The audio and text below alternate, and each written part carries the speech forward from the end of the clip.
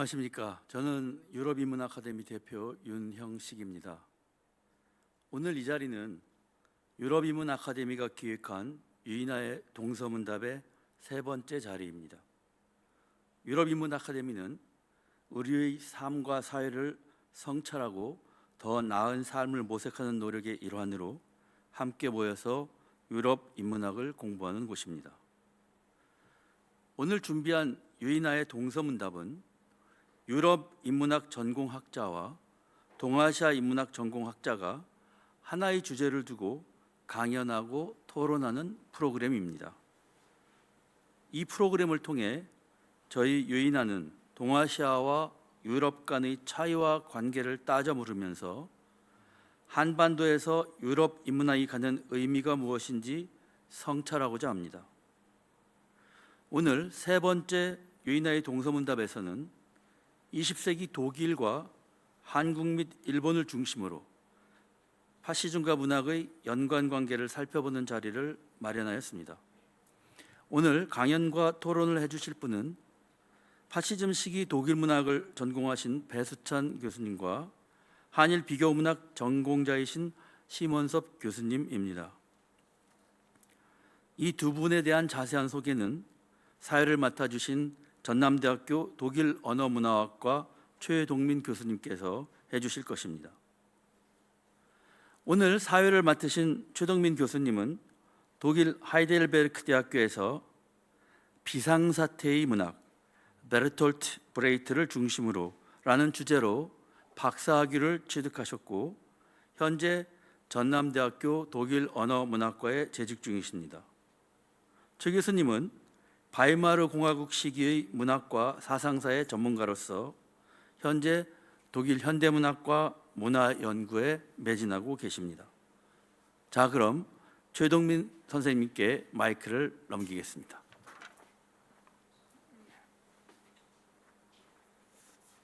예, 소개받은 최동민입니다. 이렇게 뜻깊은 자리에 초대를 해주셔서 사회를 볼 수 있게 해주셔서 개인적으로 영광이고 감사 말씀드립니다. 저는 처음에 보고 유인하의 동서문답이라고 안 보고 동문서답이라고 제가 마음대로 뇌에서 해석을 했는데 오늘 동문서답이 아니라 동서문답이 잘 이루어질 수 있도록 사회를 잘 보도록 하겠습니다. 예, 그러면 본격적으로 오늘 첫 강연을 맡아주신 배수찬 교수님 제가 소개해 올리겠습니다. 배수찬 교수님은 서울대학교 국문과에서 학사학위를 받으시고 서울대학교 국어교육과에서 국어교육학 박사학위를 받으셨습니다. 논문 제목은 근대적 글쓰기의 형성과정 연구인데요. 이 근대적 글쓰기를 연구하시는 과정에서 서양 고전화에 대한 관심이 높아지셨다고 제가 알고 있습니다. 2008년부터 2017년까지는 울산대학교 국문과 교수로 재직하셨고요. 그 과정에서 서양어에 대한 관심이 커지시면서 유학을 결심을 하시게 되셨습니다. 그래서 저희는 생각만 해도 좀 끔찍한데 군대 2번 가는 꿈 그런 얘기 하는데 박사를 2번 받으시러 2017년에 교수직을 사직하시고 독일로 유학을 가셔서 지난해에 독일 보쿰 대학에서 비교문학 박사학위를 받으셨습니다. 논문 제목은 20세기 전체주의에 대한 문학의 대응이라는 주제이고요. 주요 논문으로는 한국어 글쓰기를 위한 동서양 장문사의 비교 연구, 최근에는 보수주의자 칼 클라우스의 반전 태도 연구 같은 논문을 발표하셨고요. 굉장히 중요한 저서도 많이 발표를 하셨습니다. 세계화 시대의 인문학 책 읽기, 그리고 배수찬의 서양 고전 읽기 무려 1, 2, 3입니다. 굉장히 방대한 책이고요. 최근에는 아주 2030의 남성들의 어떤 정치적인 사상 경향들을 다룬 2030 영혼의 연대기라는 책을 발표하셨습니다. 이상으로 배수찬 선생님 소개를 마치고요. 발표를 청해 듣도록 하겠습니다. 네, 안녕하십니까. 소개받은 배수찬입니다.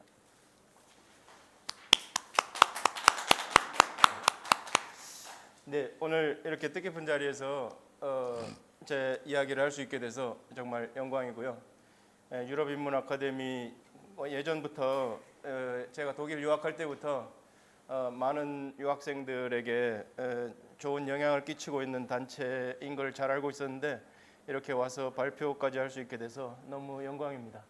자, 오늘 제가 말씀드릴 내용은 독일에서의 파시즘과 문학의 관계인데, 제가 뭐 그 많은 내용을 모두 얘기하기는 너무 능력도 안 되고 시간도 없기 때문에 제가 제일 잘 아는 엘리아스 카네티의 현혹이라는 작품을 중심으로 논의를 해볼까 합니다. 이 작품은 흔히 파시즘의 우화라고 제가 제목을 달아봤는데요. 여기 보시는 것처럼 이 파시즘의 우화라는 제목에 걸맞게 전체주의를 예언한 작품으로 알려진 그런 작품입니다. 이제 본격적으로 소개를 올리겠습니다.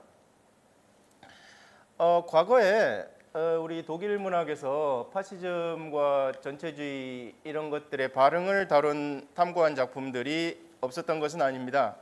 예를 들어서 클라우스 만의 메피스토 같은 작품도 그렇고 토마스 만의 파우스트 박사 같은 작품들은 전부 1930년대 40년대에 나온 대표작들로서 한국에도 다 번역이 되어 있고 꽤 잘 알려진 작품들입니다.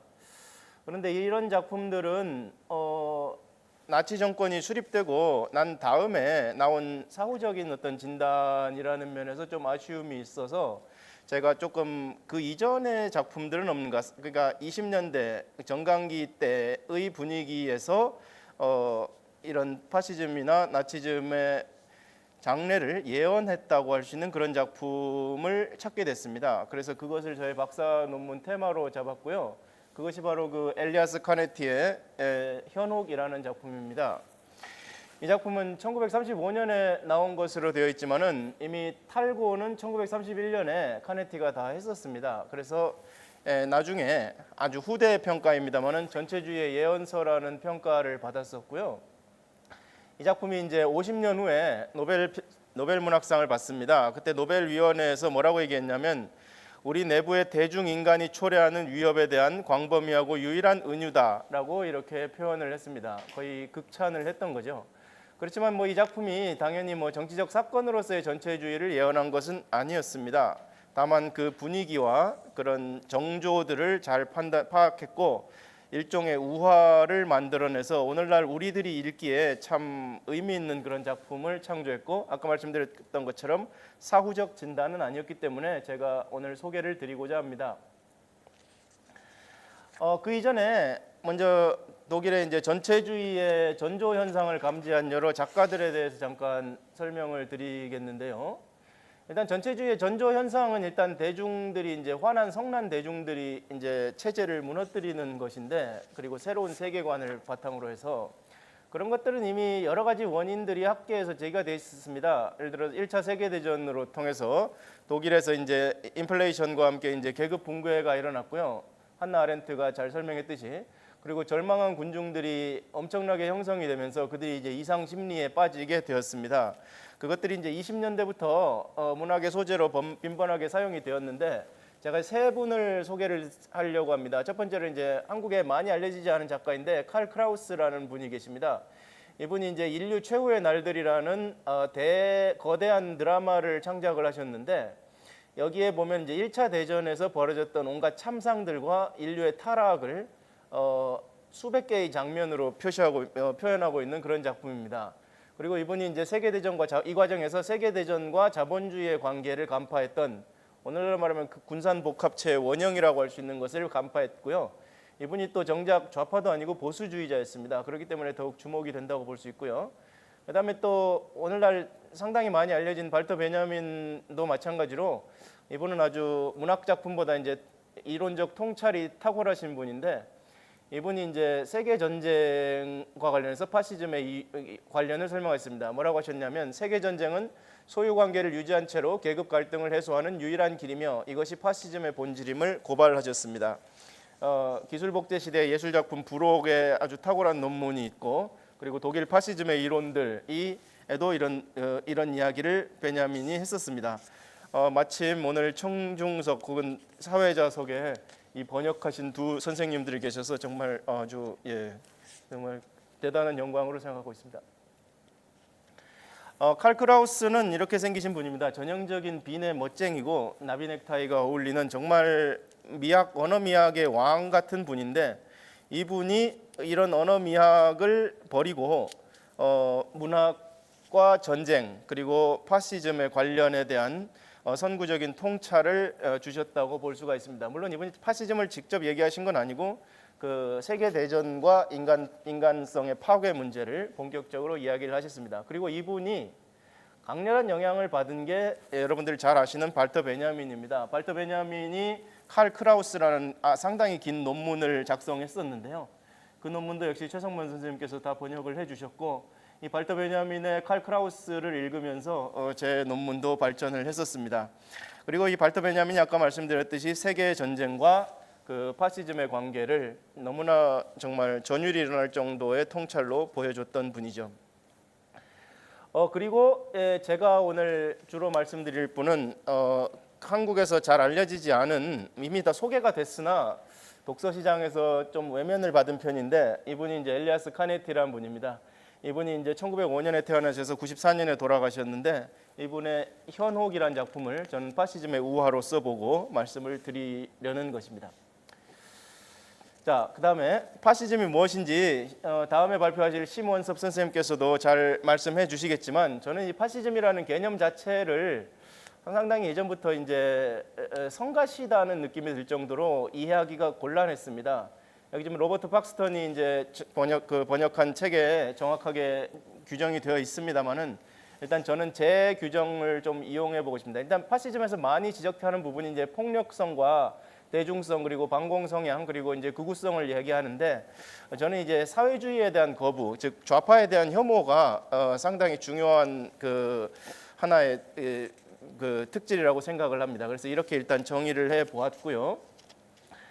그 다음으로 넘어가겠습니다. 이제 파시즘과 전체주의를 유발하고 그것을 실천하는 존재는 뭐니 해도 이 대중이 되겠습니다. 근데 이 대중은 이제 영어로는 매스가 되고 독일어로는 마세가 되겠지만, 이들은 이제 한나 아렌트가 말했듯이 공통의 이해관계가 없는 사람들입니다. 그런데 이들이 파시스트 지도자에 의해서 하나의 정치 세력으로 묶여지고 거대한 인간 무리를 이루게 됩니다.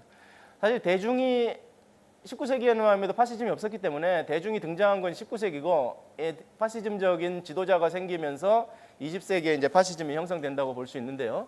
이 대중들은 원래 계급적 이해관계가 다들 달랐기 때문에 이들을 통합하는 게 현실적으로는 정상 상황에서는 불가능한데, 아까 말씀드린 그 전간기 같은 비상 상황 그리고 2차 대전 직전과 같은 비상 상황에서는 특정한 사회 심리적 조건이 갖추어지면서 대중의 파시즘적 통합이 가능해졌습니다.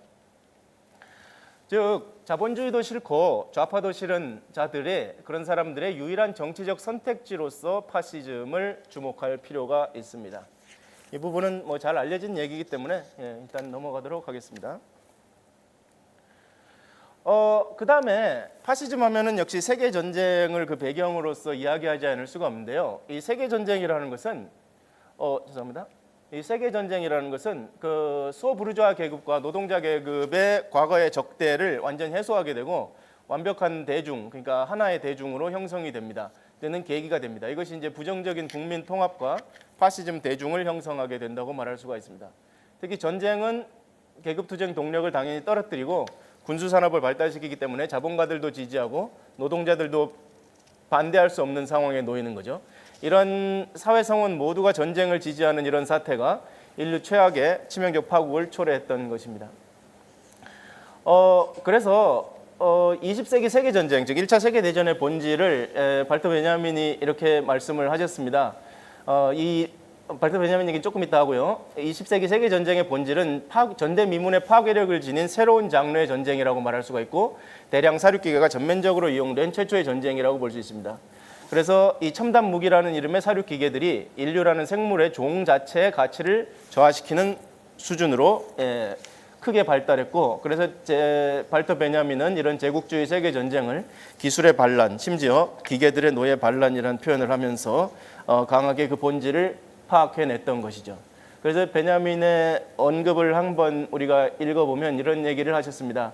제국주의 전쟁에서 기술은 사회가 평소 자연적 재래를 통해 기술에 부여하지 못했던 권리들을 인간 재료에서 거두어 들이고 있다라고 표현을 하고 계십니다. 상당히 끔찍한 얘기죠.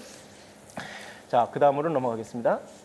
그래서 이런 파괴가 전면화되면서 사람들이 이제 인간의 지각이 약간 둔감화됩니다. 그러니까 모두가 파괴를 경험하고 파괴 옆에 서다 보니까 그 계급적 이해관계가 소거되는 것도 물론이고 사람들이 이제 그 일단 자본주의적 경쟁을 겪고 여기다가 전쟁까지 다시 겪게 되면서 사람들이 계급적인 차이가 별 의미가 없어지게 되면서 뭐 저는 이제 곱게 빠졌다고 표현을 했습니다만 이건 뭐 제가 비유적으로 표현해 본 거고요. 동질화된 대중이 형성되고 이들이 절망 속에서 어떤 하나의 결속체로 묶이게 되는데 그게 파시즘 내지 나치즘이라고 볼 수가 있습니다.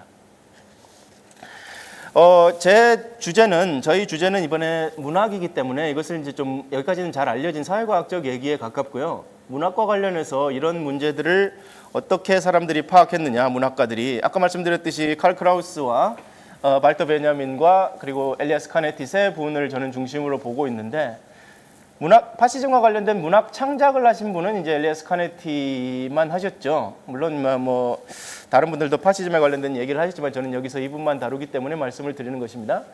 엘리아스 카네티는 되게 엘리트입니다. 사실은 되게 엘리트이셨던 분인데 뭐 여기 셋째 줄에 나오면 되게 제대로 교육받으신 문학 엘리트고 그러신 분인데 이분이 이제 어떻게 보면은 엘리트들이 과거의 문학 엘리트들이 가지고 있던 어떤 개인적 자유나 언어 미학과 같은 이런 가치들이 파시즘적 군중을 분석할 때 소용이 없다는 것을 깨달으시게 되셨습니다.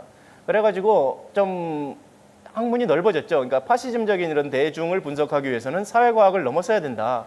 그 생물학이나 인류학적 분석으로 넘어서야 된다라는 것을 생각하셨고 그래서 이것을 이제 대중이 아닌 군중이라고 이건 뭐 번역어이긴 합니다만 군중이라고 표현하게 됩니다. 그리고 이렇게 된 것은 이제 엘리아스 카네티 선생이 젊었을 때 충격적인 군중 현상을 체험함으로써 그런 깨달음을 얻게 된 것이고 그러면 상당히 예외적인 제가 지금 예외적 깨달음이라고 했습니다만은 문학 엘리트 중에서 그랬다는 것입니다. 그래서 이분이 이런 깨달음을 바탕으로 장편 소설인 현옥을 1935년에 발표하셨고 그리고 60년도에 군중과 권력이라는 또 다른 이론서를 쓰시게 됩니다. 자, 그다음에 이 엘리아스 카네티의 현옥이라는 작품을 제가 오늘 가지고 왔는데요. 앞에 잠깐 보시면 이 현옥의 제목이 블렌둥입니다. 제가 좀 앞으로 많이 가서 죄송합니다. 여기 지금 현옥이라는 작품이 디 블렌둥이죠. 이 블렌둥은 이제 영어로 이제 블라인드라는 눈이 먼다는 것과 관련이 있는데 빛이 강하게 비치면서 순간적으로 눈이 머는 상태, 눈이 안 보이는 상태를 얘기하기도 하고 말 그대로 이제 눈이 머는 것까지 표현하기도 합니다. 근데 이것을 이제 한국말로는 현옥이라고 번역을 했는데 이게 좀 이따가 나옵니다만은 푸코의 광기의 역사에 똑같은 표현이 나옵니다. 그래서 제가 이거를 논문을 쓰면서 지금도 기억이 나는데 되게 전유를 했던 기억이 납니다. 그래서 제가 푸코의 광기 이론을 현옥의 광기 분석 장치로 이용을 했는데요. 근데 현옥이라는 소설을 보면 여러 인물이 나옵니다. 좀 이따 설명드리겠지만은 시대적 절망의 늪에 빠져서 극단적인 망상으로 내몰리는 이런 사람들이 많이 나옵니다. 저는 이제 주로 3명을 볼 텐데 근데 이제 지금 이 부분이 사실은 제 발표 중에 가장 어려운 부분일 텐데요. 이 광기라는 것을 푸코가 좀 특이하게 봅니다. 우리가 광기는 보통 비이성이라고 생각하지 않습니까? 근데 푸코는 광기를 비이성이라고 보지 않습니다. 광기 안에 상당한 이성의 요소가 포함되어 있다. 다만 그것은 방향이 잘못된 거다. 정신이 편향된 거다라고 표현을 합니다. 그래서 편향된 정신이 어떤 이성을 동원해서 어떤 작업을 합니다. 그러면서 대체 현실을 창조하고 실제 현실을 축출할 때 광기가 성립한다고 말하고요. 그래서 축출이 이런 개인적 차원이면 광기가 되고 현실에서 일어나면 파시즘이나 전체주의가 된다고 말할 수가 있겠습니다. 물론 뭐 푸코가 파시즘과 전체주의를 직접 말한 것은 아닙니다. 그래서 이제 제가 지금부터 현옥의 줄거리를 간단히 말씀드리겠습니다. 이것은 뭐 되게 재밌는 얘기입니다, 사실은. 뭐 결과적으로는 끔찍한 얘기지만 읽는 것 자체는 상당히 내용을 설명드리겠습니다. 이야기 듣듯이 들어주시면 될 것 같습니다. 1930년대 초에 죄송합니다. 그 비인에서 40세 중국 학자인 페터 킨이라는 사람이 있습니다. 이 사람은 학문 연구의 화신이고 이성주의, 데카르트주의의 화신입니다. 칸트 숭배자고요. 근데 이 사람은 자기 내면의 비이성과 생물학적 육체성을 최소화하기 위해서 엄청난 노력을 합니다. 그리고 시간 낭비를 하지 않기 위해서 가르치는 것도 귀찮다. 시간 낭비다. 그래서 교수직을 하지 않고 자기의 유산으로 연구만 하면서 살고 있습니다. 근데 이 사람이 50대 후반에 아내 여자인 테레제를 하녀로 쓰다가 이 여자가 킨이 이제 돈이 좀 많다는 것을 알게 돼요. 그러니까 뭐 대단히 많은 건 아니지만 자기보다 돈이 많다는 걸 알게 돼서 시기를 하게 됩니다. 그러면서 이 사람이 테레제가 킨이 책을 사랑한다는 것을 알고 킨의 환심을 사기 위해서 책을 막 장갑을 끼고 책을 만지는 등 여러 가지 책을 아끼는 신용을 합니다. 그러니까 킨이 감격을 해가지고 원래는 독신으로 시간 아까워서 결혼도 안 하던 사람인데 이 사람이 이 여자에겐 책을 맡길 수 있겠다 생각을 해서 독신주의를 깨고 결혼을 합니다. 이게 실수가 되죠. 근데 이 테레제가 이제 나중에 재산이나 성 문제 등에서 무리한 요구를 계속하면서 킨이 이제 화를 내면서 둘이 사이가 나빠집니다. 아주 이제 갈등이 폭발하게 됩니다. 그래서 테레제가 킨을 아주 잔혹하게 폭행을 하고 집에서 쫓아냅니다. 여기에 이제 여러 가지 맥락이 있는데 이 부분은 지금 시간 관계상 일단 생략하겠습니다. 좀 이게 우화적인 얘기이기 때문에 리얼리스틱하지 않더라도 조금 양해하시고 그 다음 얘기에 좀 주목해 주셨으면 감사하겠습니다. 그다음에 2부입니다. 2부에서는 이제 킨이 쫓겨났죠. 킨이 쫓겨나서 도시를 배회합니다. 근데 거기서 어떤 술집에 들어가는데 술집에서 이제 피셜레라는 이건 피셔의 축소사입니다. 피셔 어부의 축소사예요. 그러니까 새끼 어부 뭐 이 정도 뜻이 되겠는데 이 피셜레라는 난쟁이 포주를 만납니다. 이 포주를 만나서 돈을 조금씩 갈취당하게 됩니다. 근데 이제 피셜레가 이제 얘기를 같이 하게 되다 보니까 킨이 아내를 엄청나게 증오한다. 테레제 여자를 엄청 증오한다는 것을 눈치를 채게 됩니다. 그러면서 기분 좋게 해주려고 이 테레제가 죽었다고 거짓말을 합니다. 근데 이 킨이 너무 기분이 좋은 거예요. 너무 증오를 하다 보니까 아내가 죽었다는 소식에 너무 기뻐하는 겁니다. 너무 기뻐하면서 이 킨이 약간 이상한 짓을 하는데 테레제가 죽은 모습, 죽음의 장면을 상상합니다. 뭐 테레제가 굶어 죽었다, 뭐 제사를 뜯어먹어서 죽었다, 걔한테 뭐 시체가 먹혔다, 백골만 남았다, 뭐 이런 상상을 계속합니다. 그래서 이런 생각을 계속해서 반복적으로 하면서 대체 현실을 창조하는 기쁨을 맛보게 됩니다. 그래서 이런 킨이 점점 망상이 깊어지면서 결국 테레제가 죽었고 그 죽음이 자기에게 책임이 있고 자기가 테레제를 죽였다고까지 착각을 하게 됩니다. 그리고 그것을 단순히 그래 착각하는 정도가 아니라 사실이라고 굳게 믿어버리는데 이것을 이제 대체 현실이 실체 현실을 몰아낸다고 표현하고 있습니다. 근데 테레제는 당연히 안 죽었죠. 그래서 테레제가 시립 전당포 앞에서 킨하고 정면으로 마주칩니다. 그래서 킨이 테레제의 존재를 부정하게 됩니다. 저 여자는 유령이다. 유령이라고 생각을 하는 거죠. 그러면서 전당포 앞에서 소동이 벌어지고 킨이 이제 소동의 범인으로 오해돼 가지고 체포를 당하게 됩니다. 근데 이제 킨이 경찰 조사에서 아주 끔찍한 얘기를 하는데 죽은 마누라가 나타났다고 주장을 합니다. 그러면서 무슨 얘기를 하냐면 이게 정말 이제 되게 저도 인상이 깊었는데 아직도 이제 처음 이걸 읽었을 때 기억이 나는데 Diese Wahrheit lügt라고 말합니다. 이것은 이제 The Truth Lies라는 영어식으로 표현하면 이렇게 되는 거고 진리가 거짓말을 하고 있다라고 말합니다. 그러니까 자기의 지각은 거짓말을 할 리가 없는데 이것이 죽은 여자를 살았다고 말하는 거짓말을 하고 있다면서 이렇게 절규를 합니다.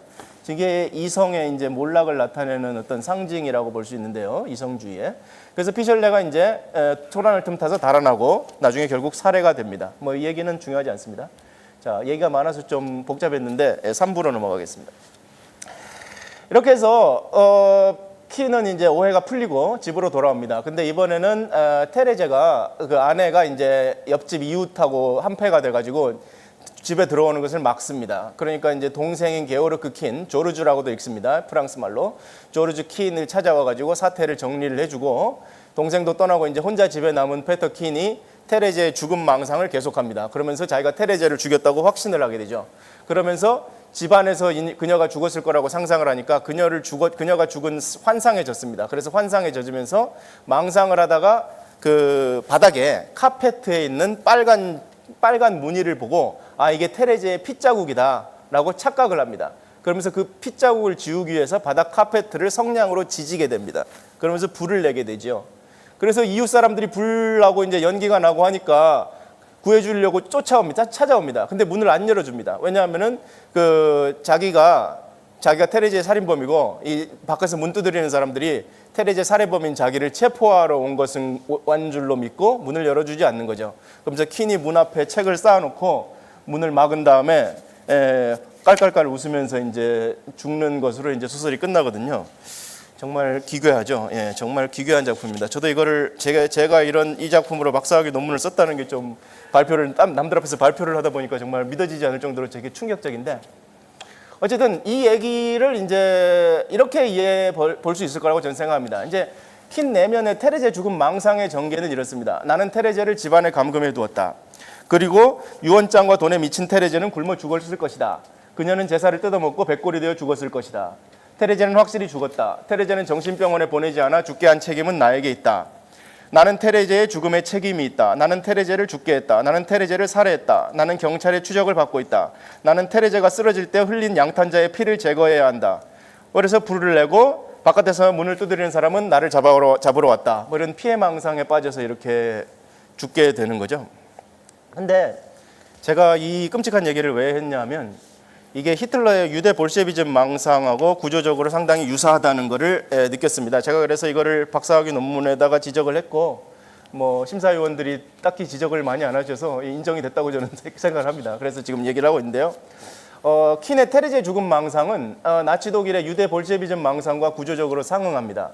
이게 되게 유명한 전설인데 1939년 1월 30일 날 나치가 이제 전쟁하는 바로 그 해죠. 전쟁 일으키는 바로 그 해 1월 달에 히틀러가 이런 말을 합니다. 이게 유명한 부분이죠. 나는 오늘 다시 예언자가 되고 싶습니다. 유럽 안팎의 국제금융 유대교가 다시 한번 제 민족을 세계대전에 빠뜨리는 데 성공한다면 그 결과는 지구의 볼셰비키와 유대인의 승리가 아니라 유럽에서 유대인 종족의 절멸이 될 것입니다. 이 말을 했었던 그 유명한 연설입니다. 근데 이게 아까 말씀드린 것처럼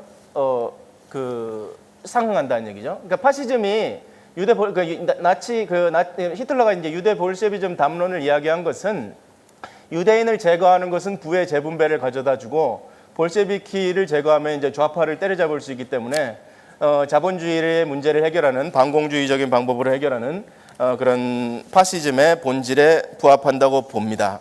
그래서 그 유대 볼셰비키 담론의 망상 담론을 제가 이렇게 분석을 해보면 이렇게 이해가 할 수 있을 것 같습니다. 그런데 볼셰비키 지도자인 트로츠키가 유대인이고 로스차일드도 유대인입니다. 그리고 볼셰비키는 공산주의니까 국제주의를 표방하고 금융자본도 국경을 넘나드는 국제운동을 합니다. 그러니까 유대인이 금융자본과 공산주의로 세계를 지배하려 하고 유대인이 독일의 금융업을 지배하고 유대인이 독일인들의 피를 뽑아서 배를 불리고 그리고 유대인들이 독일의 혈통을 오염시키고 그래서 유대인은 사악하고 해충이고 유대인들은 박멸해도 좋고 그래서 실제로 박멸이 일어났었죠.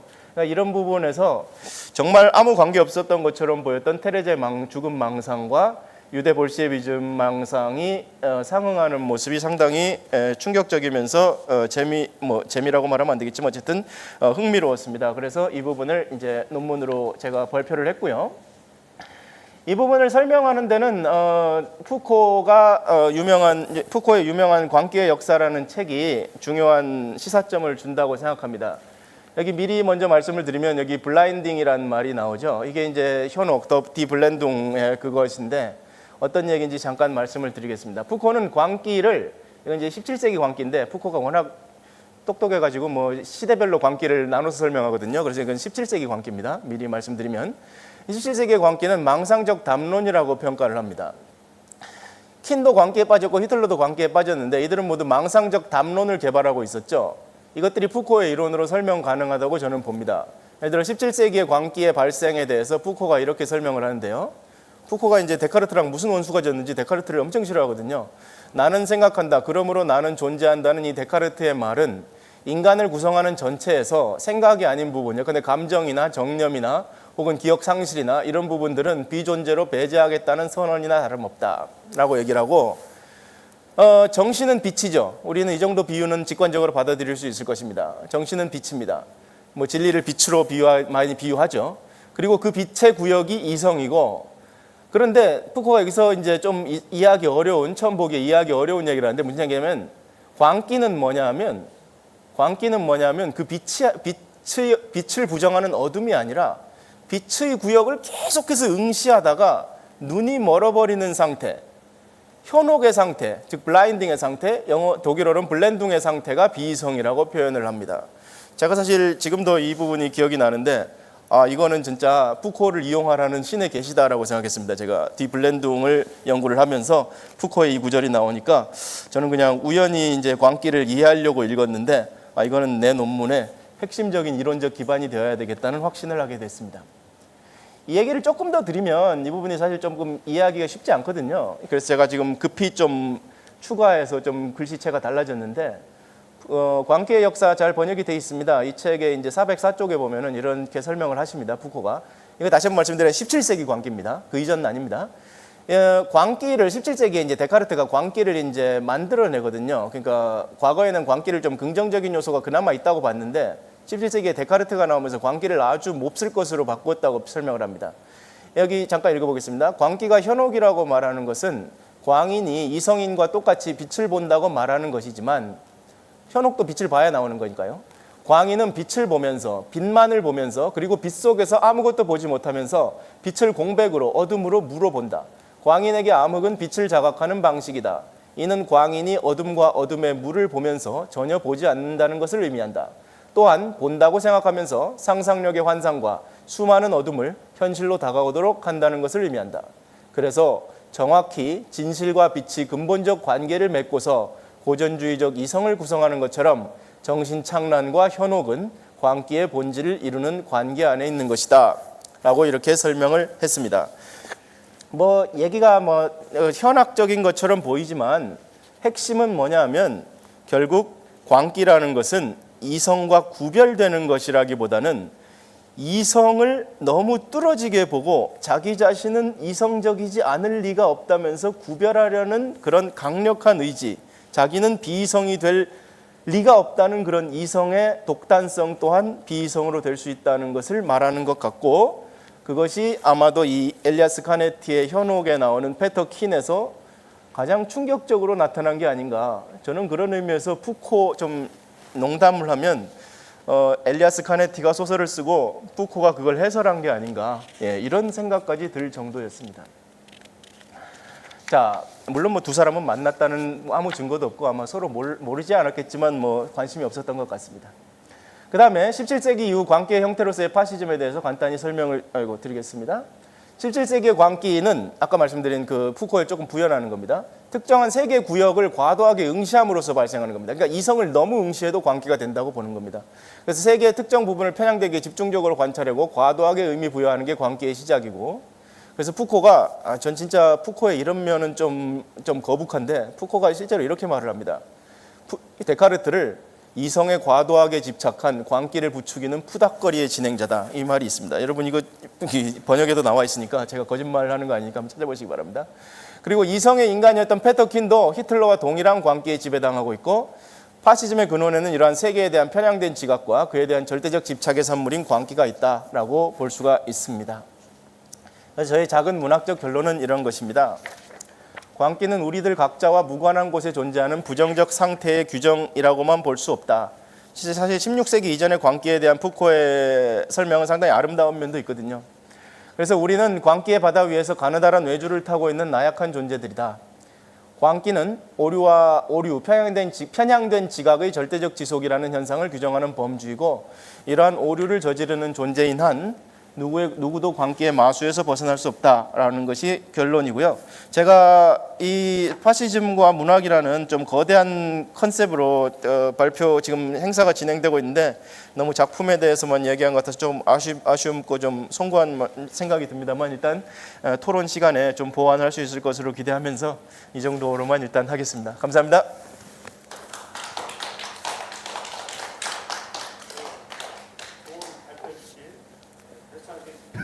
감사드리고요. 궁금하신 사안은 이따 질의응답 시간에 보완하는 걸로 하도록 하겠습니다. 이어서 바람이 상당히 이어서 심원섭 교수님을 소개해드리겠습니다. 심원섭 교수님께서는 일본형 파시즘과 전쟁 문학, 천황제 내면화 문제라는 주제로 오늘 발표를 해주시겠습니다. 심 교수님을 소개해 올리겠습니다. 심 교수님은 연세대 국문과에서 학사학위를 받으시고 도쿄 외국어대학 연구과정을 수료하신 후에 연세대학교에서 문학박사 학위를 받으셨습니다. 와세다 대학교에서 객원교수로 재직하셨고 이후에 인하대 연구교수를 거치시고 도쿄대 특임교수를 역임하셨습니다. 여기 도쿄대가 보니까 한자로는 독협대학이더라고요. 그래서 독일 협회가 만든 대학입니다. 그래서 어떻게 보면 오늘 주제에 잘 맞는 동서의 교류의 유산으로 만들어진 대학이 아닌가 하는 생각을 해봤습니다. 주요 연구 분야와 주요 저서를 소개해드리면요, 크게 세 부분으로 연구와 출판이 나눠져 있습니다. 전통적인 한국 문학 연구로 이육사 전집, 윤동주 자필 시 고전집 등을 출간하셨고요. 한일 간 상호 문학 연구를 하셨습니다. 한국 작가 일본 유학 체험, 친일 문학, 제일 한국인, 조총영 문학 등을 연구하시면서 한일 문학의 관계론적 연구, 세계 속의 한국 문학과 같은 저서를 출간하셨고요. 일본의 사상사 그리고 한국학 연구 성과를 번역하시는 작업을 진행하셨습니다. 대표적으로는 정지용 시선, 조선의 혼을 찾아서와 같은 저서가 있고요. 또 추가적으로 1910년대 한일 비교 지성사 연구를 진행해 오고 계십니다. 최근에 근간으로 제국 일본의 신문인과 조선 지식인이라는 책을 근간으로 출간하셨습니다. 그러면 심 교수님의 발표를 청하도록 하겠습니다. 큰 박수 부탁드립니다. 네, 안녕하십니까? 마이크 나갑니까? 네, 심원섭이라고 합니다. 네, 오늘 아카데미와의 그 인연 아주 감사하게 생각하고 있습니다. 오늘 말씀드릴 것은 일본형 파시즘과 전쟁 문학이라는 테마로 진행을 하는데요. 중점은 천황제의 내면화 문제입니다. 제 이번 파시즘에 대해서, 일본 파시즘에 대해서는 이미 많은 대중적 설명들이 있습니다. 중복은 피하고요. 제가 중점을 두는 부분은 이것입니다. 천황 신자 집단. 이것은 학술 용어는 아닙니다. 일본 파시즘을 이끌어간 큰 동력이 이 부분에 있다는 얘기를 오늘 중점적으로 드리려고 하는 것입니다. 오늘 강의 순서는 초창기 파시즘 잉태기 모습은 어땠는가? 두 번째, 이번 일본 파시즘을 구성하는 존재의 기반들과 운동 과정을 간단하게 말씀드리고, 그 다음에 중요한 부분입니다. 천황제가 어떻게 국민, 그 다음에 중요한 군의 사고와 정서 구조 속에 내면화되어 갔는가? 그렇게 해서 파시즘을 움직이는 강력한 정신적 구동력이 되었는가? 이것이 오늘의 말씀드리는 것의 핵심 내용이 됩니다. 나머지는 예시가 되겠습니다. 다 전쟁기의 일본과 조선의 문인들은 어떻게 문학으로 그것을 표현을 대응을 했는가 하는 점입니다. 그럼 잉태기의 일본 파시즘은 어땠는가 간단히 설명드렸습니다. 여기 일본 제국 헌법의 제1장 이렇게 시작됩니다. 세계 각국의 헌법 중에서 어느 나라는 이 군주가 대권을 소유한다는 것으로 시작되는 헌법은 없습니다. 일본의 평화헌법도 사실은 천황부터 먼저 시작하는 희한한 구조입니다만, 대일본 제국은 만세일계 천황이 이를 통치한다. 이게 바로 국채론의 핵심입니다. 그다음에 천황은 신성에서 그 무엇이든 가서 침해받을 수 없다. 그다음에 그러면서도 천황은 제국 의회와 협력을 해서 헌법에 의거해서 통치를 해야 된다 하는, 이렇게 천황이 대권을 갖고 있으면서도 의회에 따라야 되는 이러한 그 미묘한 균형 구조가 헌법에 설정이 되어 있습니다. 보시면은 이토 히로부미가 헌법 제정을 리드했는데요. 서양을 보고 이렇게 모방을 했습니다. 비싼 돈 주고 이토를 중심한 그 사절들이 서구의 헌법을 연구하기 위해서 파견돼서 약 1년 미만 정도의 공부를 하고 이토는 돌아옵니다. 그래서 제국 헌법을 만드는데 이렇게 흉내를 냅니다. 서구가 의회, 민주주의, 그리고 정신원리로 기독교 이렇게 돼 있으니 일본도 민주주의, 입헌제 민주주의, 그 다음에 거기에 상응하는 국가신도를 가지고 이렇게 대응을 시켰습니다. 이렇게 헌법을 설정하고요. 다음번에 보시면은, 그런데 이 이토는 국가신도를 도입을 했는데 두 가지 사고방식을 갖고 있었습니다. 아까 천황 얘기가 처음에 나오지 않습니까? 이거는 못 배운 사람들용입니다. 당시 인구의 대부분을 차지하는 농민들, 그리고 가난한 집안 출신의 사병들, 그리고 아동들용이었습니다. 이토도 근대적 지식의 세례를 받은 사람들이었고 근대 일본을 이끈 사람들도 서양에 경도되어 있던 그런 엘리트들입니다. 그들은 국가 신도, 일본 신화, 천황이란 존재를 신화로 이해를 하고 운영을 했습니다. 이게 정상이죠. 그런데 당시 일본 인구의 대부분을 차지하던 이 사람들에게는 이것이 먹히질 않습니다. 이 사람들에게 천황신앙은 실제 하는 사실의 세계입니다.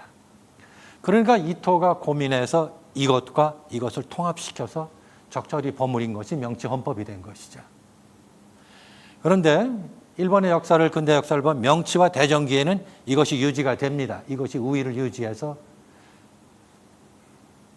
일본의 권력 구조에 큰 변동이 없습니다. 소화기에 들어서면 이것이 역사의 전면으로 등장합니다.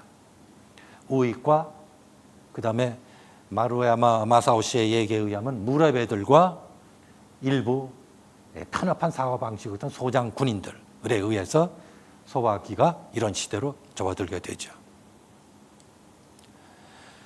초창기에는 이러한 것에 교육치고가 마련되면서 일본의 통치구조의 윤리를 마련했습니다. 근데 일본 신도에는 여러분 좀 일본 신화를 보신 분들은 아시지만 윤리적 기준이 없습니다. 선악 기준도 없고 계율도 없고 교리도 없습니다. 원시적인 고대 신앙에 가까워요. 그래서 그것을 유교적 국가주의, 충효 뭐 어쩌고 그다음에 대의를 따라 황실 국가에 몸을 바쳐라 하는 식으로 윤리 적인 구조를 마련합니다. 자, 이렇게 해서 그럼 본격적으로 일본 파시즘이 어떻게 전개되어 가는가 간단히 말씀드릴게요. 먼저 경제 위기가 있고 그다음에 무엇보다 중요한 군의 존재가 있습니다. 군은 여러분 요즘 한국군 어떻습니까? 정부의 통제를 받죠. 당시 일본 군은 독립적으로 통수권을 행사했고 천황과 협의해서 결정을 독자적으로 할 수 있었습니다. 군이 이런 재벌 이해관계에 발맞춰서 팽창주의 경제정책을 지지하고 있었고 그리고 이런 것이 있었습니다. 신비주의적인 묵시록적인 세계 전쟁관을 갖고 있었어요. 창안자가 이 사람입니다. 이시하라 칸지. 세계 최후 전쟁론을 지지했어요. 그리고 당시 일본 전장에서 일본군이 소지하고 있었던 중요 전쟁 수행 원리가 전진훈우이었습니다. 나중에 보시죠.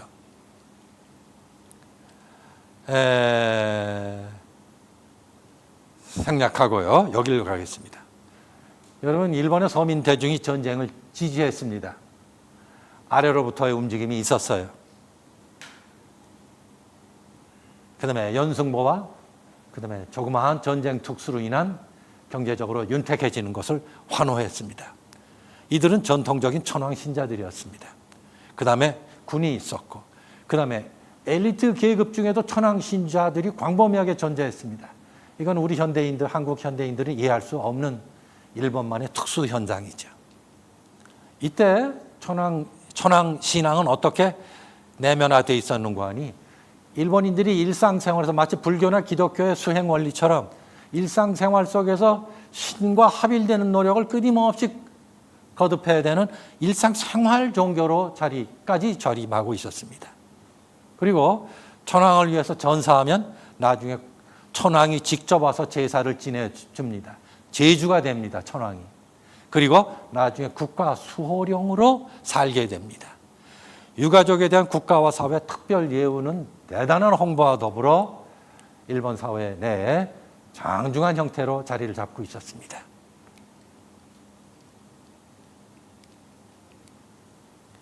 자, 그러면 이 장기 전쟁기에 천황 제도는 어떻게 내면화되는가? 이거 일부만 보죠. 죽음이란 유한한 나에게서 아름다운 혼을 빼내요.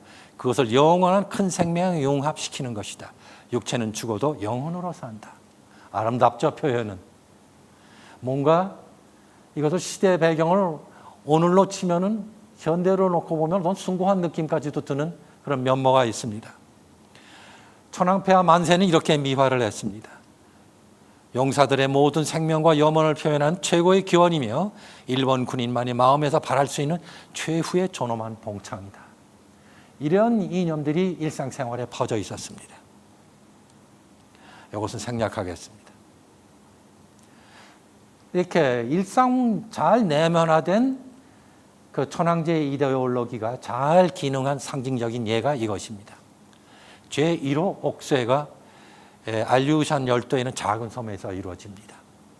전략적으로 아무 쓸모가 없었던 섬을 일본의 대본영 총사령부가 전략적으로 오판을 해서 사실상 2,650명이 되는 일본 군인들이 거의 다 거기서 전사를 한 그러한 전투입니다.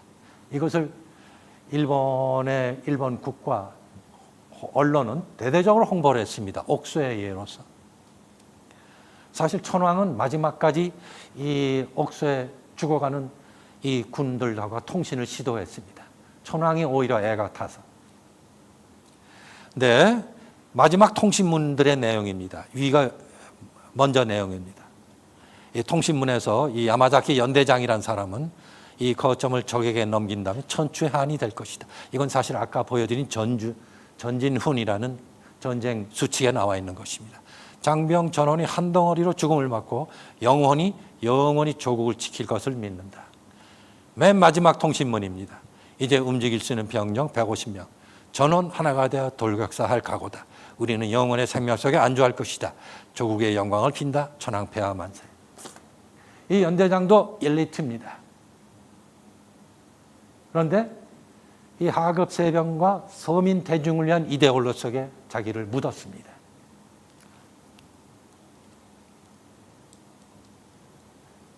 이건 미국인 전군 기자가 그것을 거기서 공포와 감동을 받았습니다. 사실 이러한 일본군의 돌격 옥쇄 상황에 대해서 미군은 공포심을 갖고 있었어요. 중요한 연구 대상이었습니다.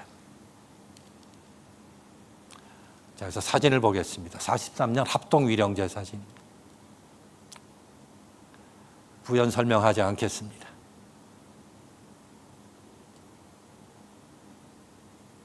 천황의 모습이죠. 제가 이것과 비슷한 광경을 제가 유학 시절에 목격했습니다. 89년에 천황이 사망했을 때 니즈우바시 앞에 광장에 모인 일본 사람들이 통곡하면서 이렇게 엎드려 있는 모습을 보았습니다. 너무너무나 놀라운 광경이었습니다. 89년이면 어느 시대입니까? 그 시대까지도 일본인의 가운데 뭐가 있었다는 뜻입니다. 이제 문학 이야기로 들어가겠습니다. 다카무라 코타로는 일본을 대표하는 시인이었습니다. 당시 조각가이기도 하고 프랑스 유학을 통해서 프랑스 근대의 세례를 듬뿍 받은 근대인이었습니다. 이 사람이 전쟁이 터지니까 갑자기 이 사람의 내부에서 쏟아져 나온 무언가를 발견하고 자각을 했습니다. 아, 나는 일본인이구나. 나는 천황을 위해서 목숨을 바칠 수 있는 그런 가치관을, 그런 것을 숭고하게 갖고 있는 전통 일본인이구나. 천황 만세. 그리고 천황을 위해서 싸우자. 나는 시로서 천황을 위해서 싸우겠다 하고 각오가 된 시를 발표합니다. 이것은 이제 패전 후에 나중에 형태를 갖춰서 발표된 것입니다만 놀라운 이야기입니다. 그래서 마루야마 마사오라는 일본의 정치학자는 일본인의 심리 구조를 이렇게 파악했습니다. 수많은 외래의 선진적인 사상이 들어오지만은 일본인의 내면 속으로 들어간 사상은 존재하지 않는다. 켜켜이 위로만 임시적으로 쌓여 있을 뿐이다. 라고 설명을 했죠. 일본인의 근본은 이쪽에 있었던 것이죠. 생략해야 되겠습니다. 시간상. 미요시 다츠지도 일본 문단의 최고 권위자 중에 하나였죠. 한국의 독자들이 무지무지 많았습니다. 한국의 정지용 비슷한 사람, 정지용은 한국 문단의 시단의 최고 아버지죠. 이 윤동주도 애독한 시인입니다. 이 사람은 육사를 공부를 하다가 떨어진 사람이죠. 또 시가 아주 기교적입니다. 그리고 언어가 대단히 아름답고 또 서정적인 사람인데 이 사람도 전쟁 광이 되었습니다. 지금은 볼 수 없습니다만 다 이런 것들. 낙하산병 이 부대를 묘사한 이것은 당시 시에서 많이 유행하던 그 테마들입니다. 마치 천사들이 낙하하듯이 복음을 들고 낙하하듯이 이렇게 묘사가 되어 있어요. 안사 이후에는 전위 시인이었어요. 전위 시인 같으면 서구 문학과 지성의 첨단을 달리는 것 같죠? 전혀 아니었습니다. 전쟁이 터지니까 일제히 돌아오는 것이 천황이었습니다. 유일하게 제가 발견한 반전 문학입니다. 카네코 시게하루, 이 사람은 원래 반전 시인으로, 반골 시인으로 불리던 사람입니다. 아주 귀중한 반전 문학이죠. 물론 발표는 전쟁 후에 나중에 발표됐습니다. 자기 외아들이 징집 대상이 돼서 그 장정들 가운데 열이 서 있습니다. 철없는 아들입니다. 집에서 투정이나 벌이고 방에 박혀서 안 나오던 아들입니다. 그 아들을 지켜보는 애비의 심정을 그린 것입니다. 이런 작품들, 수작들이 많이 있습니다. 귀중한 작품인데요. 기록 문학입니다. 일본은 50년대와 60년대 초에 걸쳐서 전쟁 수기들이 붐을 이뤘습니다. 제가 일부 갖고 있습니다만은 이런 책들이 붐을 이뤘어요. 수기 문학의 전성시대였습니다. 한국은 60년대에 들어서 이런 수기 문학 출판 붐이 이루어집니다. 맥락은 조금 다릅니다만은 여기 보면 이런 귀절이 있습니다. 야마토함은 일본의 자존심이라 불리는 거함이죠. 근데 전투 능력이 전혀 없었던 사실 함정입니다. 왜냐하면 그때는 항공전하고 항공모함전 위주로 2차 대전이 진행되었으니까요. 근데 마지막으로 야마토함이 옥수의 전쟁에 나갑니다. 야마토함은 전쟁에 나가보지도 못하고 항구에서 폭격을 받고 침몰했습니다. 대단히 비참한 일입니다만 이 밑에 야마토함에 타고 있던 장교들이 내부에서 토론을 벌입니다. 근데 언론의 자유가 있으니까요. 죽기 직전이니까. 토론 중에 대위 한 사람이 이렇게 얘기합니다. 우리의 이번 출격은 무의미하다. 적에게 아무 타격도 못 준다. 우리의 목적은 이 행동이 무의미하다는 것을 실증하기 위해서다. 그것을 위해 우리는 죽는다. 이 기록이 원래는 46년도에 출간될 예정이었는데 금지가 되고요. 52년도에야 이것이 공개가 됩니다. 한국 문학 상황은 어땠는가? 당시 일본 파시즘은 조선에 그대로 적용할 수 없었습니다. 왜냐하면 일본의 총독부의 엘리트들도 바보 아니죠. 조선 사람들은 일본인과 똑같지 않습니다. 천황에 대한 신앙이 없습니다. 천황은 외국인이고 천황 신앙도 낯선 것입니다. 안 맥히죠. 그래서 그것을 당시 총독부 엘리트들은 조선의 특수성이라고 인식을 했습니다. 조선인은 아직 민족의식이 있고 일본인과 동일한 국가관념이 없습니다. 그리고 중일전쟁 후에는 반일의식도 확산 중이었습니다. 그래서 여러분이 아시는 1937년대 말부터 여러 가지 잡다한 교육들, 구호들, 난무하는 교육 얘기 많이 읽으셨죠. 신사참배 강화되고 뭐 어쩌고 저쩌고. 종일 일본을 위한 그 기도들, 이런 것들, 의식들이 이루어집니다. 창씨개명 등등.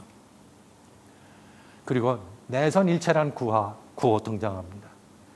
내선일체란 구호는요, 사실은 일본인이 이 식민지 점령 초기부터 약속을 했는데 약속 이행을 내내 미루던 테마였습니다. 왜냐하면 주고 싶지 않았어요, 동등한 자격을. 그런데 전쟁 말기가 되니까 막 줍니다. 퍼줍니다. 왜?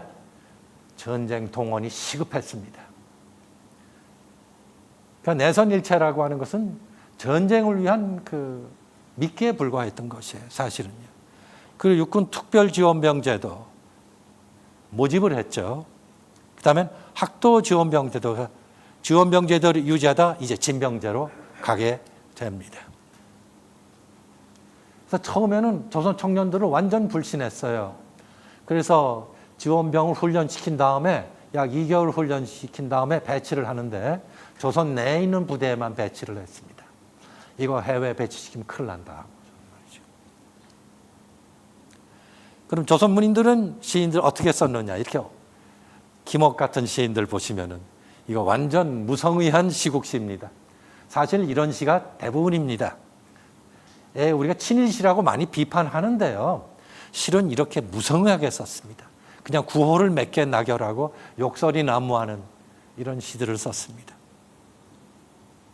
김기진이 사회주의자 아닙니까? 이 전향한 사람인데 어떤 생각을 갖고 있겠습니까? 이렇게 대개 구호만 난무하는 이렇게 무늬만 시국 시인 이런 것을 썼죠. 일본인들도 알았을 겁니다. 근데 조건을 충족하니까 실어주고 했죠. 이것도 파인 김동완은 삼천리사 사장이었죠. 거물이었습니다. 이렇게 대군은 오킴이라고 원래 이거는 그 야마토 정권 시절에 그 정권의 리더를 대군이라고 불렀거든요. 이것이 천황으로 명칭이 바뀝니다. 젊은 대장부의 명랑한 노랫소리에 가당한 얘기입니까? 이렇게 그냥 당국의 지시에 맞춰서 이렇게 써갔던 겁니다. 이것도 이막소, 이번 나중에 북에 가가지고 상당한 호사를 누린 분인데요. 만주에 가가지고 만주를 낙원으로 생각하고 이렇게 유혹하는 시들을 썼어요. 김종환이 재미있는 사람입니다. 김종환은 대단히 재능이 있고 정지용 사단의 일부입니다. 이 사람은 참 재미있죠. 늙은 돌배나무의 늙은 원정은 사과나무 세 가지를 접목했다. 이걸 섹시한 이미지로 봤어요. 그런 일이 할 수 있을까요? 아내가 고개를 갸웃했다. 드디어 철쭉이 맺어있다. 버들이 음탕했다. 이걸 섹스 과정으로 보니까요.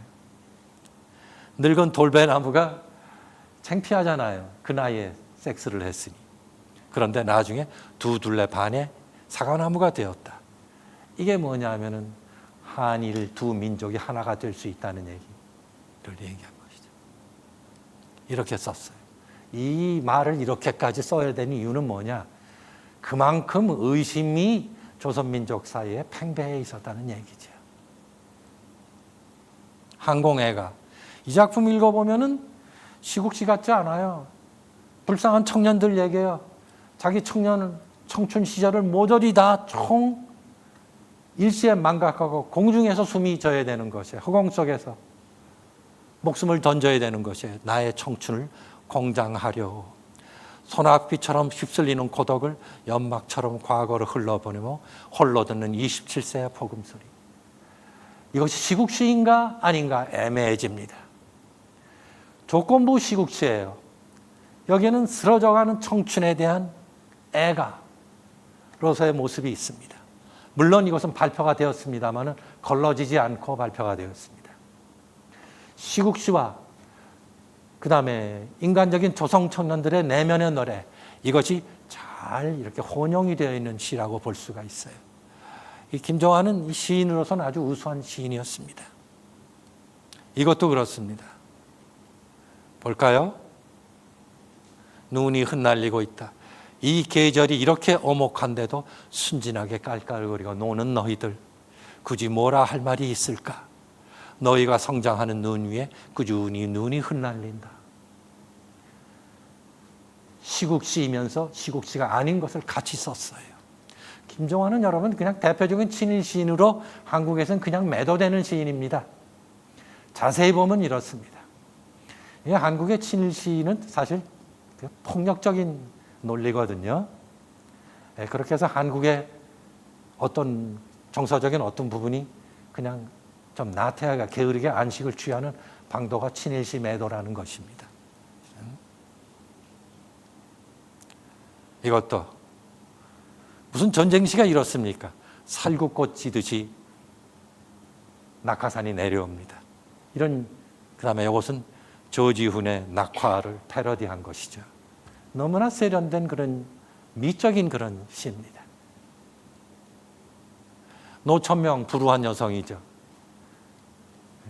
문단의 꽃으로 최정희 여사와 함께 존재하던 그런 가냘픈 여성인데 시를 썼습니다.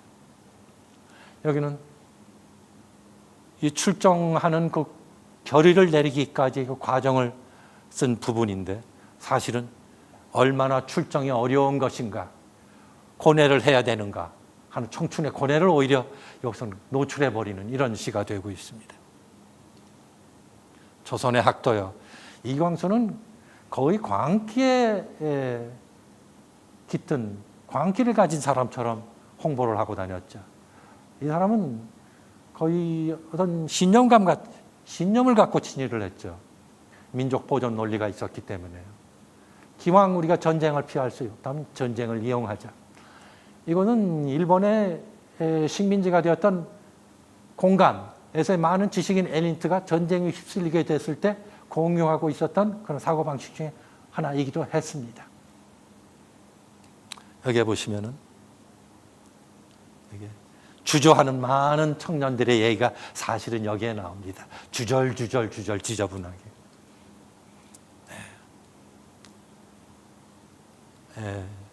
그래서 끝이. 이 정도면 정리가 된 것 같습니다. 이렇게 해서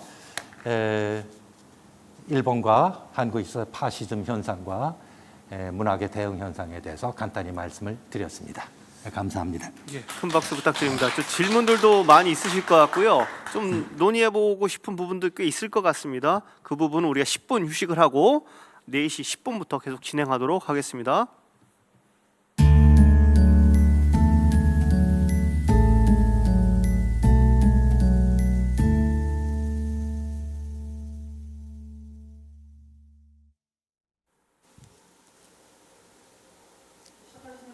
예, 10분간 잘 쉬고 오셨는지 모르겠습니다. 예, 제3회 유의나 동서문답 토론 시간을 갖도록 하겠습니다. 토론을 진행할 저는 최동민이고요. 이렇게 보다 보니까 우연히 이렇게 된 건지 모르겠는데 제 입장에서 봤을 때는 우리 유럽이 서쪽 또 오른쪽에 계시는 우리 그렇게 되네. 심 교수님께서 또 동쪽을 지금 담당하시게 된 것 같습니다. 그래서 제가 동서를 잘 이어보도록 하겠습니다. 예. 오늘 발표가 배수찬 선생님 먼저 하셨고 심원섭 선생님 마지막에 하셨기 때문에 일단 질문을 배 선생님께 먼저 드리는 방식으로 진행해 보면 어떨까 싶습니다. 예, 사실 좀 부끄러운 얘기인데 사실 저도 동문학을 했고 거의 비슷한 시기를 했음에도 불구하고 제가 카네티를 사실 잘 모릅니다. 그래서 도서관에 책을 빌려놓고 저 읽고 와야지 했는데 제가 바쁘다는 핑계로 카네티를 잘 공부를 못하고 와서 질문 좀 드려보고 싶은 부분도 있습니다. 그리고 일단 제일 처음으로는 이게 좀 답이 없는 질문이긴 한데 이 파시즘을 어떻게 정의할 거냐 하는 문제도 쉽지는 않은 것 같습니다. 배 교수님께서는 사회주의를 거부하는 자본주의 패배자 대중을 반공 성향의 폭력을 통해 통합하려는 운동적 흐름을 파시즘이라고 이제 지적을 해주셨는데 실은 이제 독일에서 1920년대 후반 쭉 보면 이 나치 당 안에서도 흐름들이 굉장히 많다라는 생각이 듭니다. 특히 뭐 안에서도 램 같은 애들이 대표하는 SR의 애들 그리고 나치오날 볼셰비스무스라고 해서 국가 볼셰비즘주의자들 이런 애들은 사실 거의 공산당하고 막 베를린 슈타센반 파업할 때는 같이 막 협업하려고 막 그러거든요. 1930년에.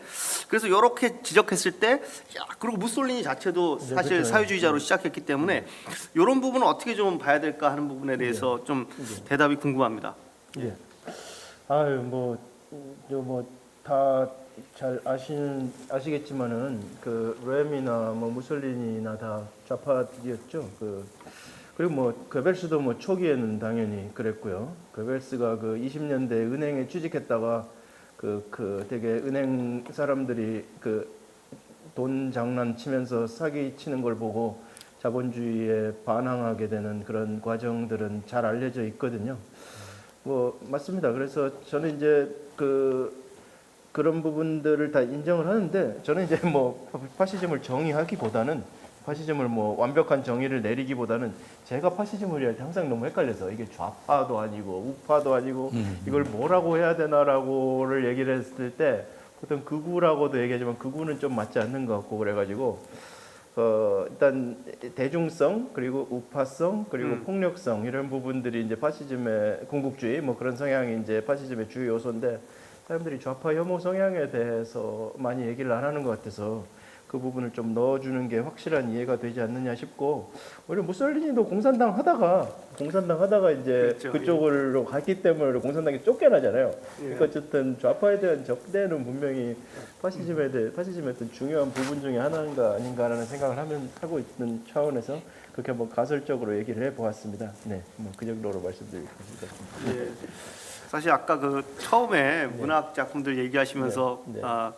토마스만이 좀 예, 예. 사후적으로 진단을 했다 이렇게 또 네. 말씀도 해주셨는데 네. 저는 개인적으로는 토마스만이 그 이탈리아 여행을 29년인가요? 네, 가서 야, 야. 보면서 이제 노벨레 마리오와 마술사라는 노벨레를 아, 예, 그쵸. 쓰는데 예, 사실 네. 이 책 같은 경우는 이 노벨레는 상당히 파시즘의 어떤 경향들 예, 현혹이라고 했을 때 여기는 마술이잖아요. 그렇죠. 마법에 빠지는 대중이 예. 그런 현상들을 문학적으로 잘 표현한 짧은 글이지만 좀 토마스만도 좀 한 게 있다. 아, 예, 예. 아, 제가 그 부분을 예, 굳이 얘기하자면 예. 그런 부분에 대해서는 뭐 약간 짧은 코멘트인데 어떻게 예. 생각하시는지 궁금합니다. 그러니까 제가 사실 이 부분이 제일 걸렸어요. 제가 어쨌든 도고동문학을 지금 뭐 도고동문학자라고 할 수 있겠지만은 좀 늦게 시작했고, 그래서 제가 이걸 쓰면서도 항상 이 부분이 사후적 진단이란 말이 걸렸는데, 사실은 뭐 제가 마리아와 마술사는 작품 많았지만은 그건 언급을 제가 하지 못했고, 그 점은 이제 좀 제가 좀 논문을 쓰거나 하면 좀 수정을 해야 될 것 같고, 뭐 물론 뭐 브레이트도 뭐 아르투로 우의 출세라고 그 작품 있지 않습니까? 그거의 뭐 우화죠. 진짜 그게 파시즘의 나치즘의 우화인데, 그런 작품들은 제가 이제 어떻게 보면은 진짜 우화이고, 이 작품 같은 경우는 엘리아스 카네티의 이 작품 같은 경우에는 파시즘의 본질로서 대중의 멘탈리티를 직접적으로 뚫고 들어간 거의 뭐 유일한 사례가 아닌가 하는 차원에서 좀 과장되게 좀 과대한 평가를 해본 것 같습니다. 예, 그 정도로 양해해 주시면 될까요? 교수님 혹시 또 질문 혹시 있으실까요? 저는 그 파시즘 운동 자체 사실은 네, 좀 호기심이 많습니다. 네, 당시 지식인들과 정당 정치인, 네, 의회 주지자들이 어떻게 저항을 해나갔는지 네, 무능했기 때문에 결국 그랬다는 얘기인데 일본과 똑같은데요. 네, 예. 그 과정이라 조금 윤곽을 좀 듣고 싶어요. 예, 뭐 간단히 설명드리면, 제가 이제 이 논문에서 이 발표에서는 얘기하지 않았지만은 스테판 쯔바이크라고 아주 한국에서 잘 알려진 대단히 유명하시고 대단히 선량하시고 요즘 말로 하면 정치적으로 올바르신 진짜 PC주의자시고, 뭐 그렇다고 좌파는 아니죠. 그냥 자유주의자로서 최고의 선량한 분인데, 그분을 자꾸 떠올리게 되더라고요. 그러니까 엘리아스 카네티나 이제 발터 베냐민을 얘기하다 보면 그분들은 파시즘이 어떻게 전행되고 있고 대중들이 지금 어떻게 변질되어 가고 있는지 진짜 철저하게 알고 계셨던 분들인데, 이 스테판 츠바이크 같은 분은 대중을 무서워했습니다. 그래서 좌파 대중들이 데모를 하면 그냥 피해가고, 그러니까 뭔가 변화가 있을 수 있는데 그들을 뭐라 그럴까요? 그 경제적으로 그들에게 좋은 것을 나눠주고 경제가 향상이 되면은 급진적 좌파들도 점차 해소되지 않을까, 그런 생각을 하고 있었고, 결정적으로 이게 클라우스만 얘기가 또 나오는데, 그 클라우스만이 뭐 당연히 뭐 훌륭한 분이죠. 그분이 이제 이 나치가 이제 1930년에 이제 총선에서 이제 30%를 얻거든요. 그 해에 그 스테판 츠바이크가 무슨 코멘트를 하셨냐면, 이건 청년들의 분노다. 청년들의 정당한 분노이고 우리가 뭐 지금 그들은 충분히 그럴 만하다, 뭐 이런 식의 코멘트를 하셨어요. 거기에 대해서 아마 클라우스만일 겁니다. 제가 지금 정확하진 않은데 클라우스만이 확실해요. 그 클라우스만이 뭐라고 하셨냐면은, 아니 스테판 츠바이크 선생님 지금 그렇게 한가로운 얘기하고 계실 때가 아닙니다라고 말씀하시면서, 지금 우리는 지금 세계가 지금 완전히 변혁되고 있는 상태고, 과거의 어떤 뭐 선량한 마음이나 그런 것으로 지금 세상이 바뀌지 않고 지금 거대한 폭력이 지금 과거의 자유주의 사회를 파괴하려고 하고 있다라는 거를 전혀 모르고 계신다고 해서 좀 답답해하던 그런 장면이 있거든요. 마치 어떻게 보면은 뭐 좀 조심스러운 얘기긴 합니다만은, 뭐 2021년이나 22년도에 한국에서도 비슷한 일들이 벌어졌었죠. 뭐 소위 말하는 뭐 우경화라든지 뭐 지금도 뭐 있지만은, 그런 것들에 대해서 이제 좀 긍정적으로 생각하는 흐름도 나름대로 한국에도 없지 않아 있는 것 같습니다. 뭐 물론 학생 청년들이 그렇게 생각하는 문제들은 뭐 당연히 뭐 현실로서 받아들여야 하고요. 그러나 이제 그런 거를 전통적인 방식으로서 일종의 진영 논리로서 그런 식으로 바라보는 것은 조금 문제가 있지 않나라는 생각이 듭니다. 어쨌든 제 논문의 주제가 바로 그거였는데, 어쨌든 문학 엘리트들이 이 전체주의적인 대중 현상을 파악하는 데는 상당히 서툴렀다. 예, 그 점은 거의 확실하지 않나라는 생각이 듭니다. 대중 문제가 나와서 조금 더 김 교수님 더 혹시 질문? 괜찮습니다. 주제를 대중 얘기했다가 다시 또 이렇게 네. 가도 괜찮을까요? 네, 사실 이 대중이라는 게 20세기의 발명품이죠. 사실 민주주의와 함께 이제 대중이 성장하는데 네. 이제 니체 같은 사람들은 그야말로 대중을 정말로 혐오하는 그렇죠. 흐름이고 독일의 보수주의자들이라는 사람들이 네. 대체로 니체 전통을 따른 하이데거도 마찬가지고 니체 전통을 따른 뭐 에런스트 융어도 같은 사람들도 대중을 아주 혐오하는 네, 그렇죠. 흐름이 있고 또 다른 한편으로 대중을 또 조직하고 싶어하는 일종의 총통 사상 같은 것들이 이제 독일 문학에서도 나타나고 슈테판 게오르게라든지 네. 서클을 만들어가지고 네, 맞습니다. 이 무지한 놈들 내가 개몽하겠다 네. 이런 종류의 문학적 흐름, 정치적 흐름도 나타나는데 실은 어찌됐건 이 대중을 바라보는 관점들은 되게 다양했던 것 같아요. 그렇습니다. 제가 봤을 때는 제가 뭐 베냐민이나 브레이트를 했으니까 특히 이제 베냐민이나 브레이트는 대중을 너무 긍정적으로 바라보는 것 같고 어찌됐건 이 프롤레타리아트가 바꿀 수 있다라고 생각을 하니까 네. 그것도 어떻게 보면 지나친 낙관 아닌가 하는 생각 좀 드는데 카네티는 어떻게 대중을 바라보고 있었는지 제가 이 작품을 죄송한데 못 읽어봤는데 네. 이때 카네티가 베를린에 있었다고 하더라고요. 이거 네, 쓸 때. 그 왔다 갔다 했습니다. 네. 예, 그 베를린이라는 곳이 어찌됐건 그야말로 마스 대중이 살던 도시니까 그 핵심적인 네. 일종의 우화로서 킨과 테레제라는 인물이 네. 설정되어 있는 것 같은데 네. 이 부분 네. 이 작품에서 대중이라는 것들이 네. 또 어떻게 한편으로 킨이라는 사람은 네. 대중 현상을 대응하지 못하는 부르주아 그렇죠. 지식인들의 예, 어떤 부르주아죠. 한계를 보여주는 것 네, 같은데 맞습니다. 그런 구조 관계를 조금 설명해 주시면 네. 좋겠습니다. 그렇습니다. 네, 지금 일단 카네티가 이제 대중의 관심을 가지게 된 계기가 있습니다. 그게 아마 1927년일 텐데 그때 빈에 살고 있었을 거예요 아마 27년인지 23년인지 정확히 기억이 안 나는데 그때 이제 그 빈에서 그 어떤 노동자들이 어떤 부당한 어떤 사법적인 판결을 받아서 그 중형에 처해지는 사건이 있었어요. 그래가지고 그때 노동자들이 봉기 비슷하게 일어나가지고 법원 건물이랑 법무부 건물일 겁니다. 아마 법원 건물 이런 쪽을 습격을 해가지고 불을 내고 막 그런 일이 있었어요. 그때 이제 카네티가 거기에 나갔다가 그 대중에 휩쓸려 버립니다. 그래서 대중에 휩쓸리면서 막 거기 거의 충격적인 체험을 해요. 그 군중과 권력 그 책에 자세히 이제 언급이 되는데 그때부터 알라스 카네티가 어떤 생각을 했냐면은 난 이제부터 군중을 연구해야 되겠다. 군중이 아마 이 파시즘의 뭐 어떤 실존적인 어떤 현상학적인 그런 거죠. 그러니까 어떤 사회과학적인 연구자가 아니고 이 알라스 카네티는 어떤 이제 군중이 나에게 준 어떤 실존적인 감각에서 공포를 느낀 다음에 이 공포의 근원을 찾아서 이 대중이 뭔지 알아야 되겠다는 그런 강렬한 열망을 갖게 됩니다. 그러면서 이제 거의 평생을 거의 취직도 안 하고 뭐 어떤 직업을 가지려는 생각도 하지 않고 그 사람 빈에서 이제 화학으로 박사학위를 받은 사람이거든요. 그런데 현옥이라는 소설을 쓰고 난 다음부터 여러 가지 희곡을 쓰고 나중에 군중 연구를 하면서 엄청나게 거기에 몰입이 되어 버립니다. 거의 뭐 제가 보기엔 반광기 같아요. 이분도 거의 뭐 반광기에 빠져 있었는데 다행히 뭐 미치진 않았습니다.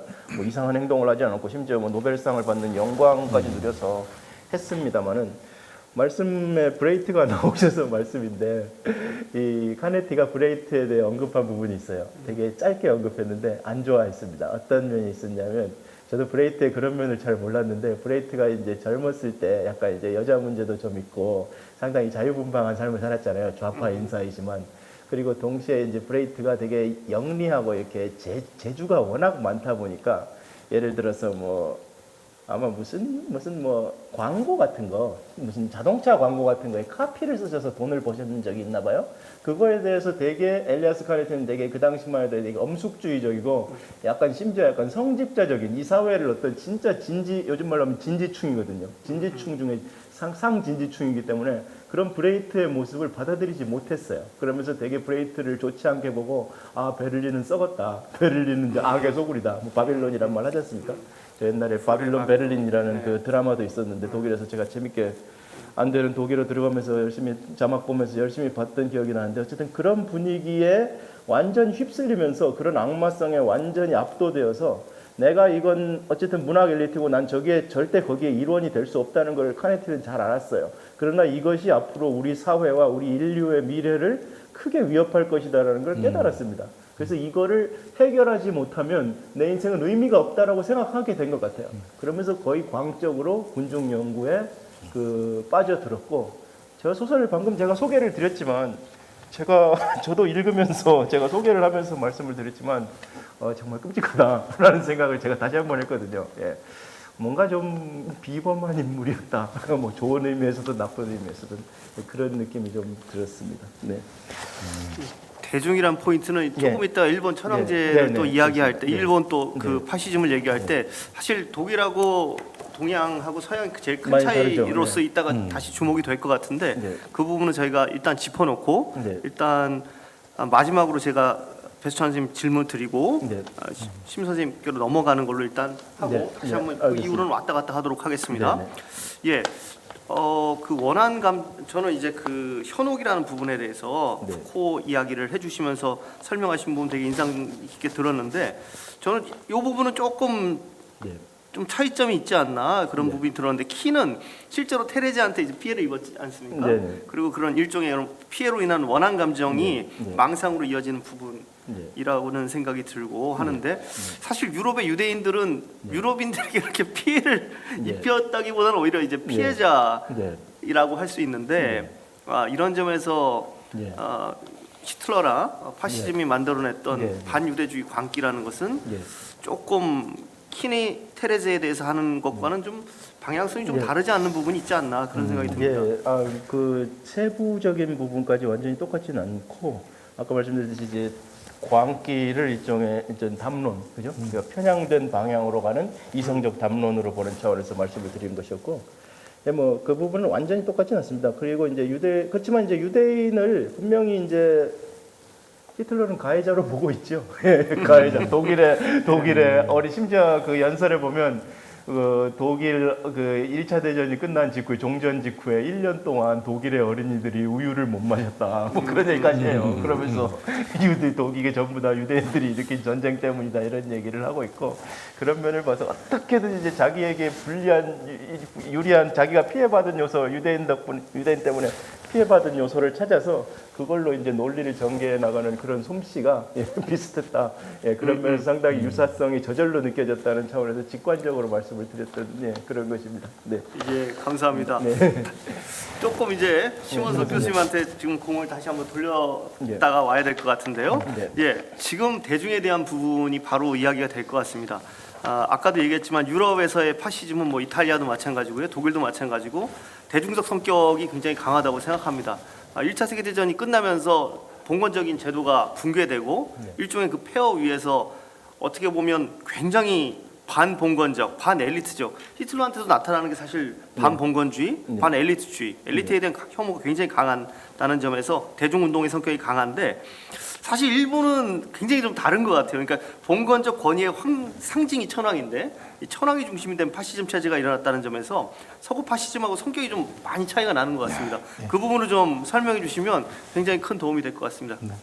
애초에 그 서구와는 일본은 역사 발전 단계가 상이하고 대단히 뒤처져 있기 때문에 서구 유럽에서 일어난 파시즘 현상을 뒷받침하던 그 사회 발전 단계를 일본에 그대로 적용하는 것은 사실 무리라고 생각이 됩니다.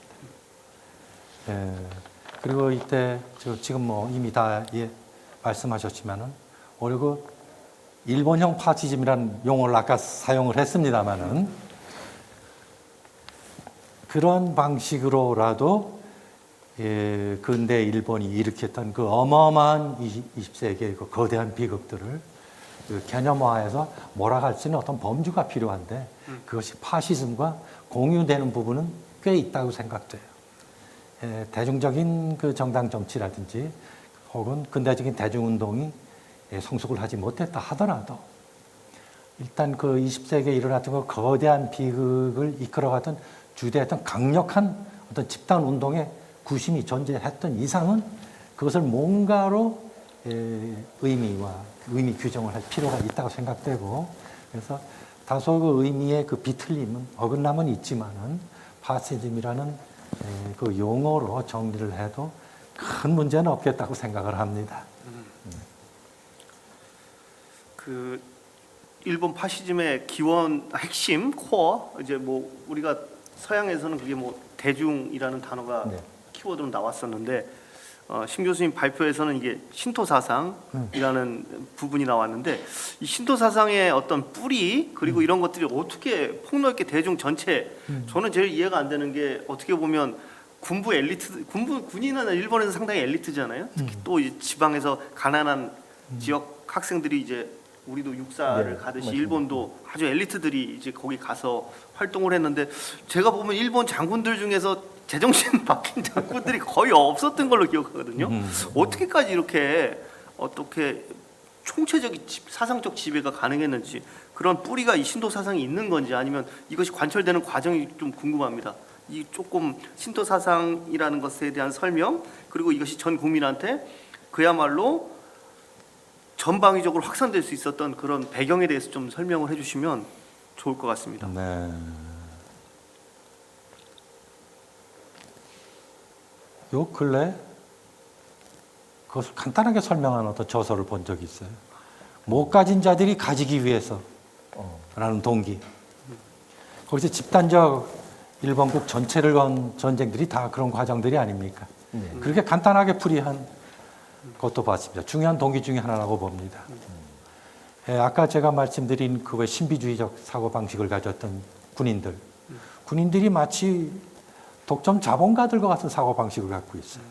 일본이 부유해져야 된다. 서구 제국과 같은 그런 강력함을 갖추기 위해서는 전쟁이 필요하다.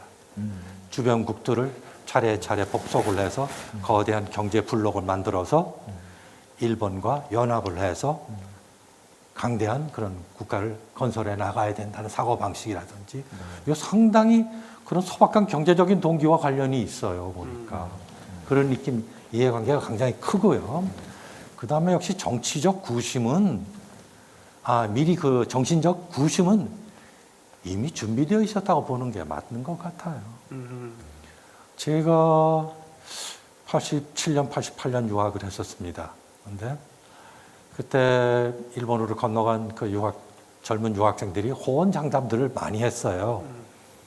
한국 학생들이 많이 그런 걸 한답니다. 대한남아를 그렇게 기지를 발휘하는 거예요. 근데 그때 그 지도 교수로 있던 일본인 교수가 한마디 해주더라고요. 심상, 일본에선 3가지 준비해야 돼. 조심해야 돼요. 천황, 경찰, 아버지. 천황 얘기 조심해요. 얘기하더라고요. 그래서 나는 이 시대에 무슨 천황 얘기를 조심하고 이렇게 가볍게 생각을 했는데요. 시간이 갈수록 제가 완전 오판했구나 하는 걸 알았어요. 아까 말씀드린 소와 천랑 죽었을 때 오열하던 일본인들이 있죠. 그리고 지금도 천황에 대한 그 리스펙트는 계속되고 있죠. 천황 일가에 대한. 이것이 광범위하게 자리하면 뭐가 있어요. 근데 이 현상은 독일과 이태리의 파시즘하고 저런 다른 양상 아닙니까?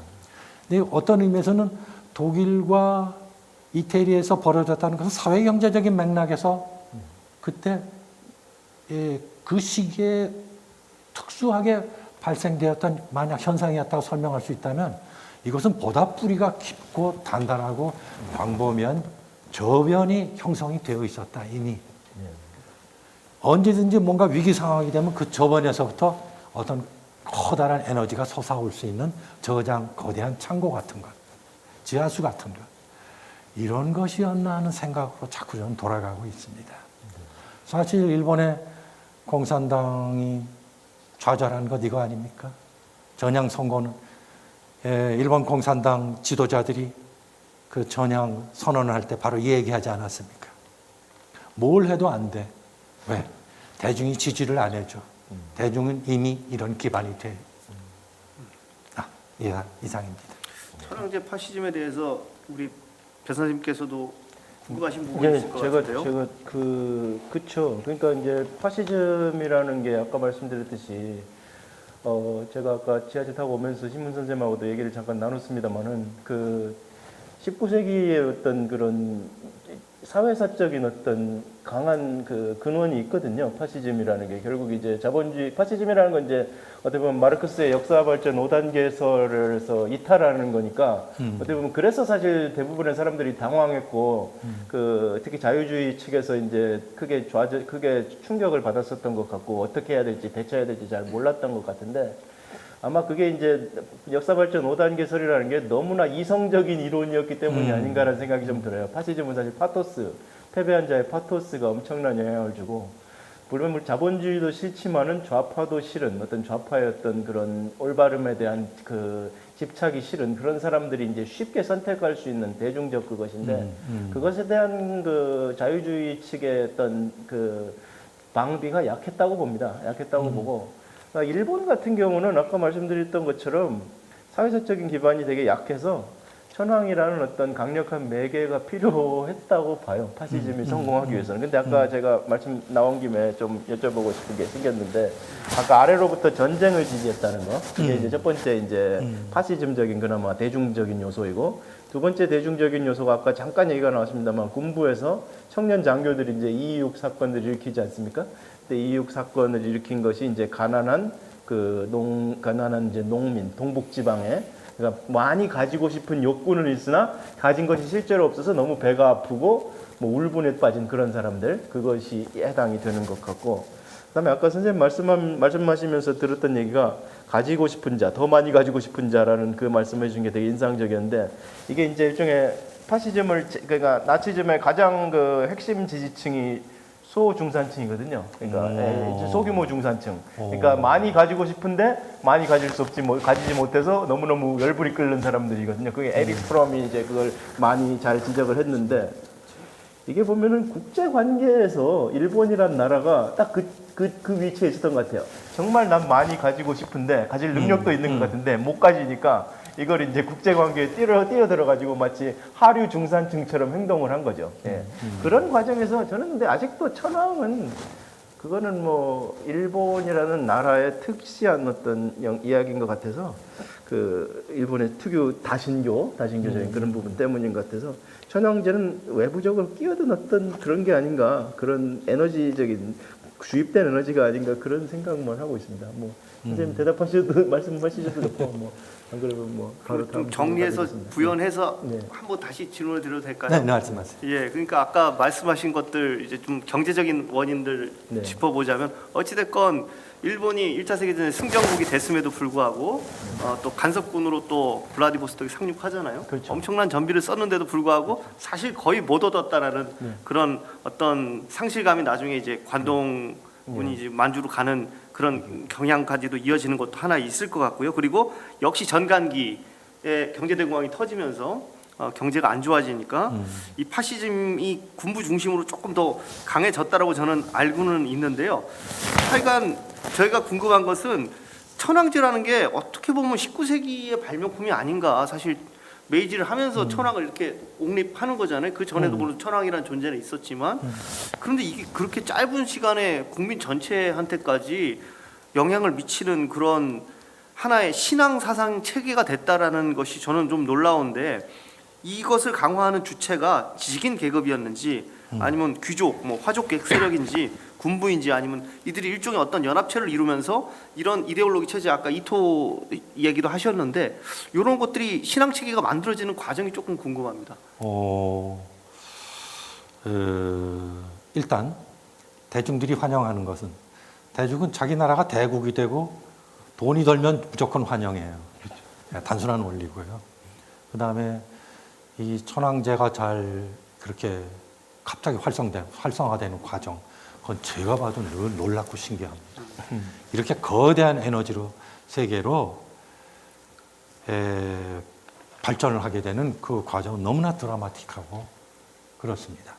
근데요, 재미있는 게요, 천황도 이런 군부에 의한 쿠데타가 대정시대 말기부터 소화초기에 계속되거든요.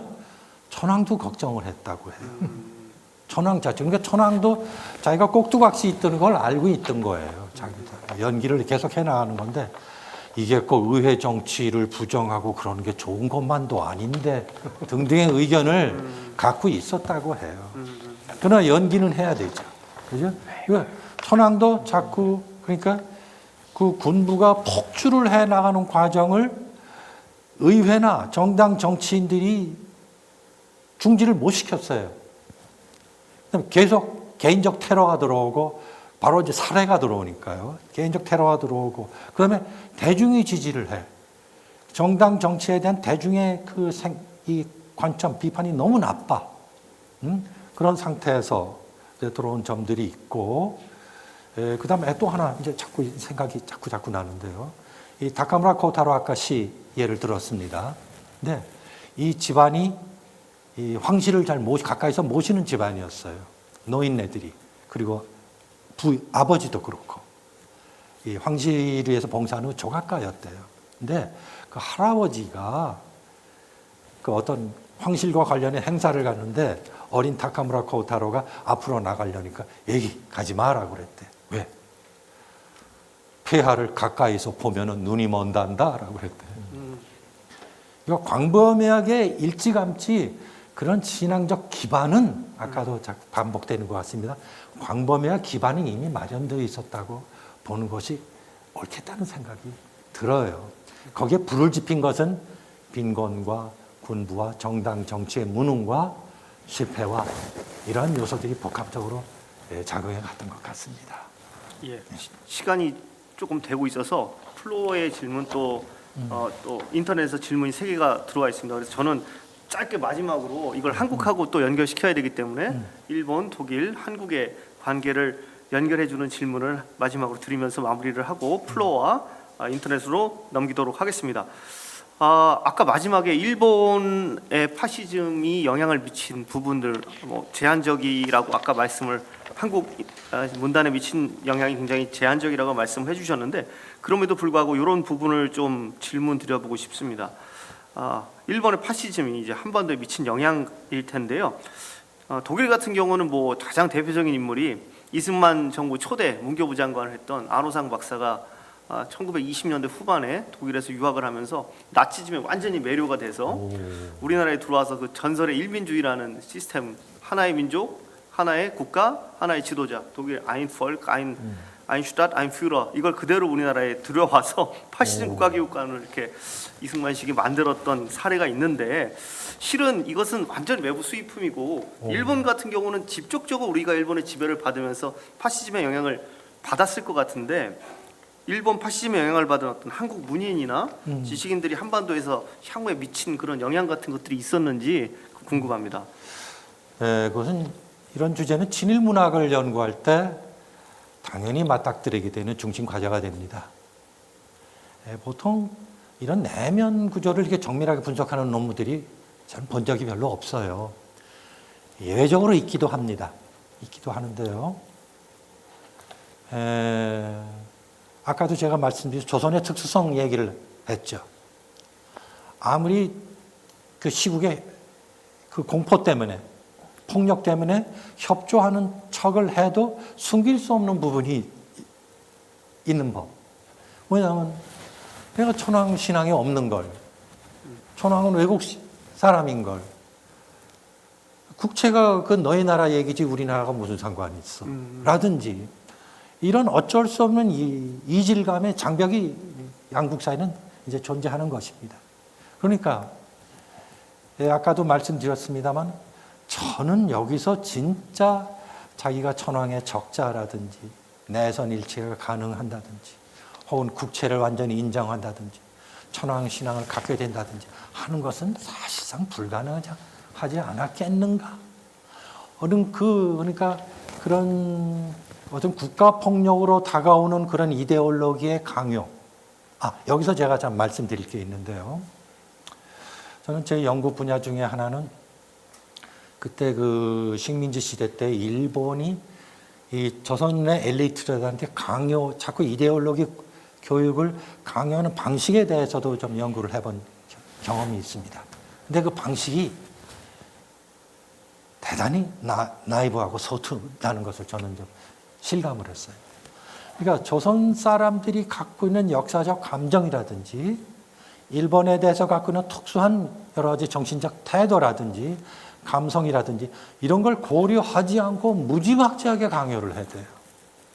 가령 식민지 통치 초기에 또 초기부터 중기 후기도 계속 그 시스템은 유지가 됐습니다만 조선의 엘리트들을 모아서 일본을 여행을 자꾸 시킵니다. 근데 일본 여행을 시키면은 이제 그 조선 사람들을 기를 죽이기 위해서 커다란 산업시설들은 꼭 필수 코스였는데요. 이게 어디가 필수 코스 속에 들어있었는고 하니 조선의 원수들인 사람들, 임진왜란 때 조선을 친 사람, 조선의 원수라고 불린 사람들이라든지 조선에 끌려가가지고 일본에 가서 생활을 할 수밖에 없었던 사람들이라든지 이런 것들을 여과 없이 그냥 제시를 해요. 이것은 일본의 점령 하에 있었던 동남아시아 국가의 리더들도 하는 말입니다. 일본인이 식민지인들을 대상으로 자신들의 교육을 하는 방식은 식민지인들이 갖고 있는 내적인 상황이라든지 역사적인 유래라든지 이런 것을 감안하지 않고 자신의 입장만 폭력적으로 강요하는 그러한 방식이었다는 것이에요. 사이코패스 같은 느낌이 드네요. 예, 그러니까 그 통치술이 대단히 나이브하고 서툴렀다는 것이죠. 무지막지하게 강요하는 방식이었다는 얘기예요. 그러니까 그 당시 우리 친일 문학은 그 문인들이 그 사이에서 이 우리가 조선 문학의 특수성으로서 갖고 있는 부분과 강압적인 사이에서 그 줄다리기 하는 면모들을 아까 잠깐 제가 말씀드렸던 겁니다. 그것이 현실에 가까웠다고 저는 생각이 됩니다. 저도 한 말씀 드리면은 그 친일 문학 할 때 그 지금 서울대 국어교육과 계신 그 윤대석 선생님이 전문가시잖아요. 그분 책에 보면은 그런 장면들을 많이 모아놓으셨어요. 어떤 사람이 일본인이 되려고 진짜 열심히 했는데 마지막에 깨닫는 건 끝내 일본인이 되지 못하면서 눈물을 흘리는 그런 장면들이 되게 많습니다. 예. 뭐 같은 맥락인 것 같습니다. 예, 지금 시간이 꽤 지나서요. 이제 인터넷에 3개의 질문이 지금 들어와 있는데요. 우리가 플로어를 항상 중시하는 것이 또 우리 관행이기 때문에 플로어에서 질문 있으신 분 계실 것 같은데요. 먼저 플로어에서 질문을 받고 그 다음에 인터넷에 질문을 하나 소개하고 다시 플로어로 가는 방식으로 진행할까 합니다. 플로어에서 질문 있으신 분 계실까요? 예. 예. 잘 들었습니다. 그 파시즘 하니까 제가 좀 걱정하고 있는 게 우리나라의 그 극우 단체들의 파시즘적 경향하고 그런 것들이 이제 앞으로 어떻게 더 확장되고 어떻게 사회에 폐악을 끼칠지 이런 부분에 대해서 조금 아시는 점이 있으면 알고 싶습니다. 예, 관련해서 인터넷에 지금 배수찬 선생님께 질문이 들어와 있는데요. 네. 기독교의 극우화 현상에 대해서 어떻게 생각하시는지 질문이 들어와 있거든요. 그래서 그 질문 2개 병합해서 답변을 해주시면 좋지 않을까 생각이 듭니다. 먼저 배 선생님 답변하시고 심 선생님 답변해 주시면 될 것 같습니다. 예, 그럼 통합해서 배 교수님이 답변해 네네. 주시죠. 사실 이런 정치적인 테마는 이게 연구자로서 사실 되게 힘든 테마고 저도 뭐 다시 일개 시민의 자리로서 내려갈 수밖에 없는 그런 차원의 말씀이라는 거 미리 말씀을 드리고요. 뭐 제가 사례를 하나 말씀을 드리겠습니다. 제가 지난 5월달에 그 최동민 선생님께도 말씀하셨듯이 제 책을 한 권 썼는데 그 책을 쓰면서 그 저희 뭐 극우환이 뭐 우경환이 특히 남성 청년 그 얘기들을 되게 요즘에 뭐 한때 유행 담론이었죠. 그래서 그거에 대해서 저도 뭐 걱정도 하고 생각도 하고 그러면서 그 책을 쓰게 됐는데 그 책을 쓰는 과정에서 뭐 마음의 짐을 내려놓은 게 하나 있습니다. 그러니까 이게 뭐 제 대답이 대신 제가 다른 대답을 할 능력이 없어서 그렇게 말씀을 드리는데 근데 제가 지하철역 타고 내리다 보면은 1월 달, 3월 달쯤이었어요. 3월 달쯤에 그때 탄핵 선고 나기 전에 그때 이제 학생 그 젊은 청년들이 이제 윤어게인 그런 그 잠바들 입고들 많이 왔다 갔다 했었습니다. 그때만 해도 좀 가슴이 철렁하고 저 사람들하고 어떻게 얘기를 하지 뭐 이런 생각을 했었는데 지금은 그런 생각을 안 합니다. 왜 그러냐면 그들을 지지해서 그런 것이 아니라 제가 그 책을 쓰면서 아까 제가 심원수 선생님 말씀에서 정말 감동받은 부분이 하나 있는데 아까 친일시 얘기 여러 가지 해주셨잖아요. 그때 심원수 선생님이 정말 이건 마이스터만이 내릴 수 있는 판단인데 이거 보십시오. 무성의한 시국시 아닙니까? 무성의한 시국입니다. 뭐 본심을 숨기고 이런 말씀을 하시는데 정말 가슴에 와닿았습니다. 그러니까 우리는 그 문면을 보고 어떻게 이런 시를 써? 서정주가 특히 욕 많이 먹었죠. 마스이대 오장송강가 그거 써가지고 엄청 욕 먹었는데 그것도 그냥 무성의한 시국시구나라는 걸 깨닫게 됐어요. 이번에 심원 선생님 발표를 듣고. 그래서 우리가 뭐 현상에 대해서 되게 우려하고 걱정하는 건 이해되고, 저도 뭐 사실 뭐 우려를 하고 있습니다. 그러나 그들의 마음을 우리가 깊이 들어가 본 적이 사실은 없거든요. 사실은 없어서 제가 그거를 쭉 보고 있으면서 제가 뭐 편지도 받아봤습니다. 이따만한 기다란 편지를 받았는데 되게 고맙더라고요. 그 친구는 어쨌든 윤어게인을 지지하는 학사람이었던 것 같은데 그래도 제 책을 읽고 같이 이야기할 수 있게 돼서 되게 고맙고 반가웠고 어쨌든 그랬습니다. 그래서 기독교 문제는 더 말할 것도 없고요. 뭐 한국 기독교의 그 상황이 워낙 뭐 열악했고 그거에 관련된 좋은 책도 있으니까 거기에 넘기시되 우리가 이제 멘탈을 이해하는 방식은 아까 정말 심원수 선생님 말씀대로 우리가 그들이 진심을 말하고 있는 건가 혹시 무성의한 얘기를 판단하지 않고 하고 있는 건 아닌가 그런 생각도 같이 해봐야 되지 않을까. 우리가 좀 마음의 여유를 좀 배부른 소리 같기도 한데 마음의 여유를 갖고 목소리를 들어보고 진짜 무엇을 진짜로 그 사람들이 독일어로 그게 마이넨이거든요. What do you mean 할 때 mean이라는 게 의미하다가 아니라 진짜로 그렇게 생각한다라는 거거든요. 그러니까 모든 말을 이 세상 사람들이 하는 모든 말이 진짜로 그렇게 생각해서 하는 게 아닐 수도 있어요. 파시즘에도 그렇고요. 그런 것들을 생각해 보면 좀 더 여유 있게 접근할 수 있지 않을까 그런 생각을 좀 해봅니다. 예, 온라인에 질문 하나 받고 플로어에 다시 돌리려고 하는데요. 두 번째로 들어온 질문은 심원섭 선생님께 들어왔습니다. 네. 예, 2차 세계대전 이후 파시즘과 관련하여 주목해야 할 일본 문학 작품들을 소개해 주시면 감사드리겠습니다. 이런 질문이 들어왔습니다. 2차 대전 이후 예, 파시즘과 관련해서 주목할 만한 일본 문학 작품 소개를 부탁하셨습니다. 이것은 현재 제 능력으로는 금방 답변 드릴 수 없는 내용인 것 미시마 같습니다. 유키오 같이 얘기했잖아요 방금.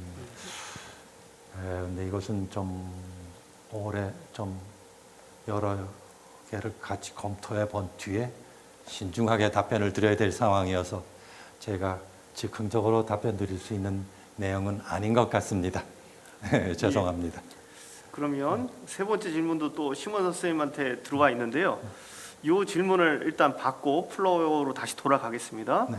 예, 심원석 선생님께서 다카무라 고타로의 시를 소개하면서 일본인은 서구와 근대 사상의 세례를 받아도 그것은 표면일 뿐이고 내면화되지 못한다라고 언급하셨습니다. 89년도 히로히토 텐노의 장례식장에서 일본 국민들의 반응 또한 비슷한 것 같은데요. 전후 안보투쟁과 같은 것을 보면 민주주의와 천황제는 별개의 정서로 독립적으로 존재하는 것인지 궁금합니다. 라고 질문 주셨습니다. 이렇게 따로따로 이렇게 가는 거냐 이런 질문인 것 같습니다. 예. 그래서요? 예. 따로따로 가는 거죠. 별개의 다시 말씀드리면 전후 안보 투쟁과 같은 걸 보면 민주주의와 천황제는 별개로 존재하는 것인지 궁금합니다. 이렇게 질문 주셨습니다. 예. 크게 보면은 전후의 일본 사회가 지향하고 있어는 반전 평화운동의 큰 흐름,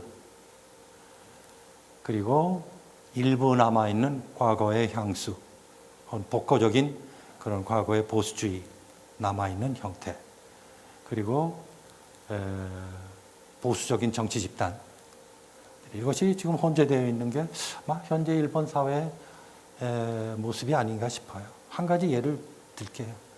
이 천황이 그때 사망을 했을 때 일본 천주교 교단에서 이런 성명을 냈습니다. 2,500여만 명이 죽은 이 전쟁, 일본 병사만 250만이 넘는 병사들이 사망한 이 전쟁, 이 전쟁을 다시 미화하고 혹시라도 과거에 일어났던 이 일들에 대한 추억을 조금이라도 미화할 수 있는 이런 움직임으로 이러한 이 소아 천황의 죽음이 흘러가는 것을 절대로 반대한다. 이것이 국가적인 움직임으로서 자리 잡는 것, 천황의 사망이라는 사건이 말이죠. 일본국의 중심적인 사건으로서 자리 잡는 것을 반대한다. 정교 분리의 철저한 분리 정책을 호소한다 하고 선언을 했습니다. 그러니까 일본 사회 내에는 분명히 반전 평화 운동에 기초한 그러한 세력이 건강한 운동 세력이 분명히 자리를 하고 있는 것 같고, 또 한편으로는 또 이러한 세력 움직임도 희미하게 또 어딘가 저변에 존재하는 것 같고, 대략 이런 구도로 한번 생각을 해봅니다. 그 사이에는 많은 또 세밀한 우리가 구분을 할 수 있는 정치적인 무슨 움직임도 있겠습니다만은 이렇게 생각을 해봅니다.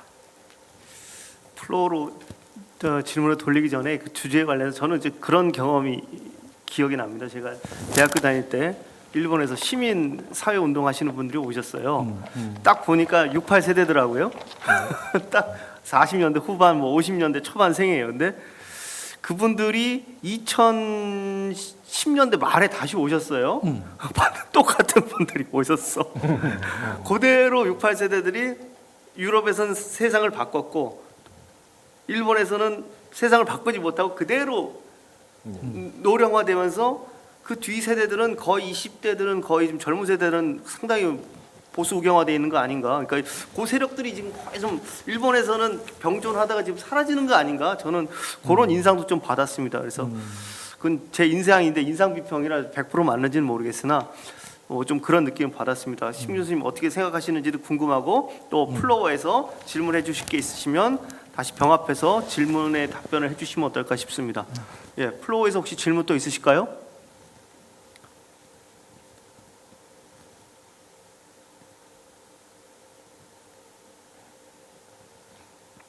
대표님 어떻게 질문?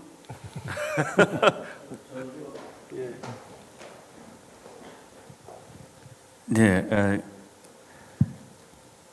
그러니까 저도 아까 그 배수찬 선생님이 심원수 선생님이 시를 소개하면서 무성의하게 썼을 게 분명한 그 증거들을 보여주셨어요. 그래서 그 부분이 상당히 그 인상적으로 다가왔는데, 그럼에도 불구하고 드는 의문은 무성의했던 사람과 그 무성의조차도 발휘하고 싶지 않았던 사람의 차이가 있지 않습니까?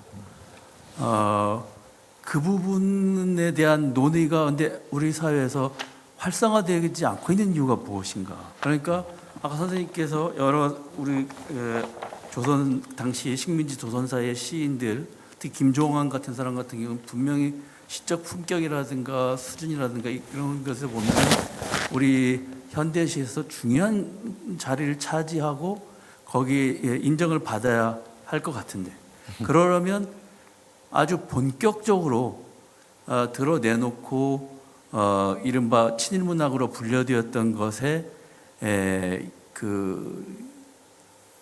대한 섬세한 분석과 토론이 진행돼야 할 것 같은데, 너무 그러니까 이념적으로 서정주 시인에 대한 사태에서도 볼 수 있듯이 이념적으로 편향되어서 논의가 진행되지 않고 편가르기로 끝나는 그런 경우가 많잖아요. 이것을 우리는 어떻게 이 과제를 해결해야 될까? 두 분 선생님 혹시 그 문제와 관련해서 좀 생각하시는 게 있으면 듣고 싶습니다.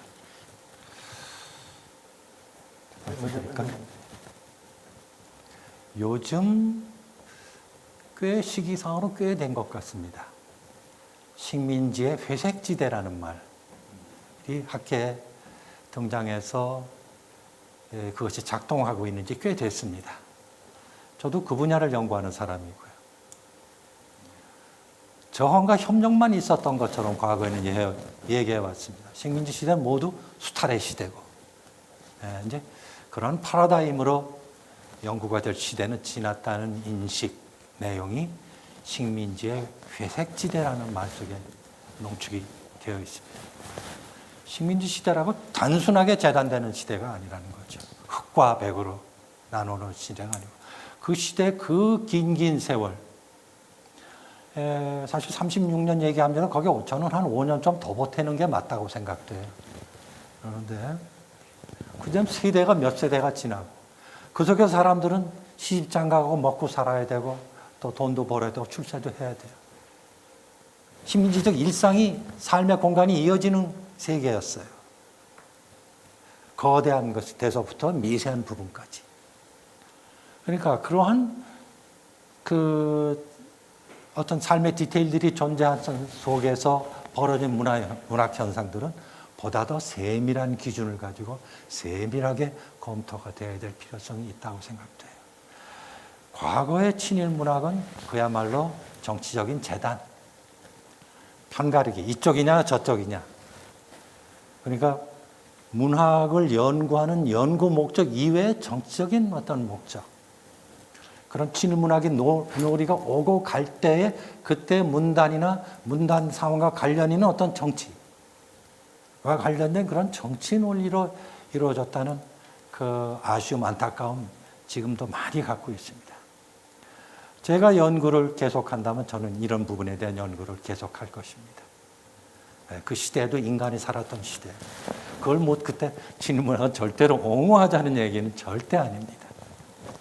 바로 그때 있었던 수많은 그 디테일들, 수많은 복잡하고 왜곡된 상황들, 또 혼종적인 상황들, 이것을 하나하나가 세밀하게 펼쳐내서 후대에 전하는 것이 우리 연구자들의 임무라고 생각합니다. 이상입니다.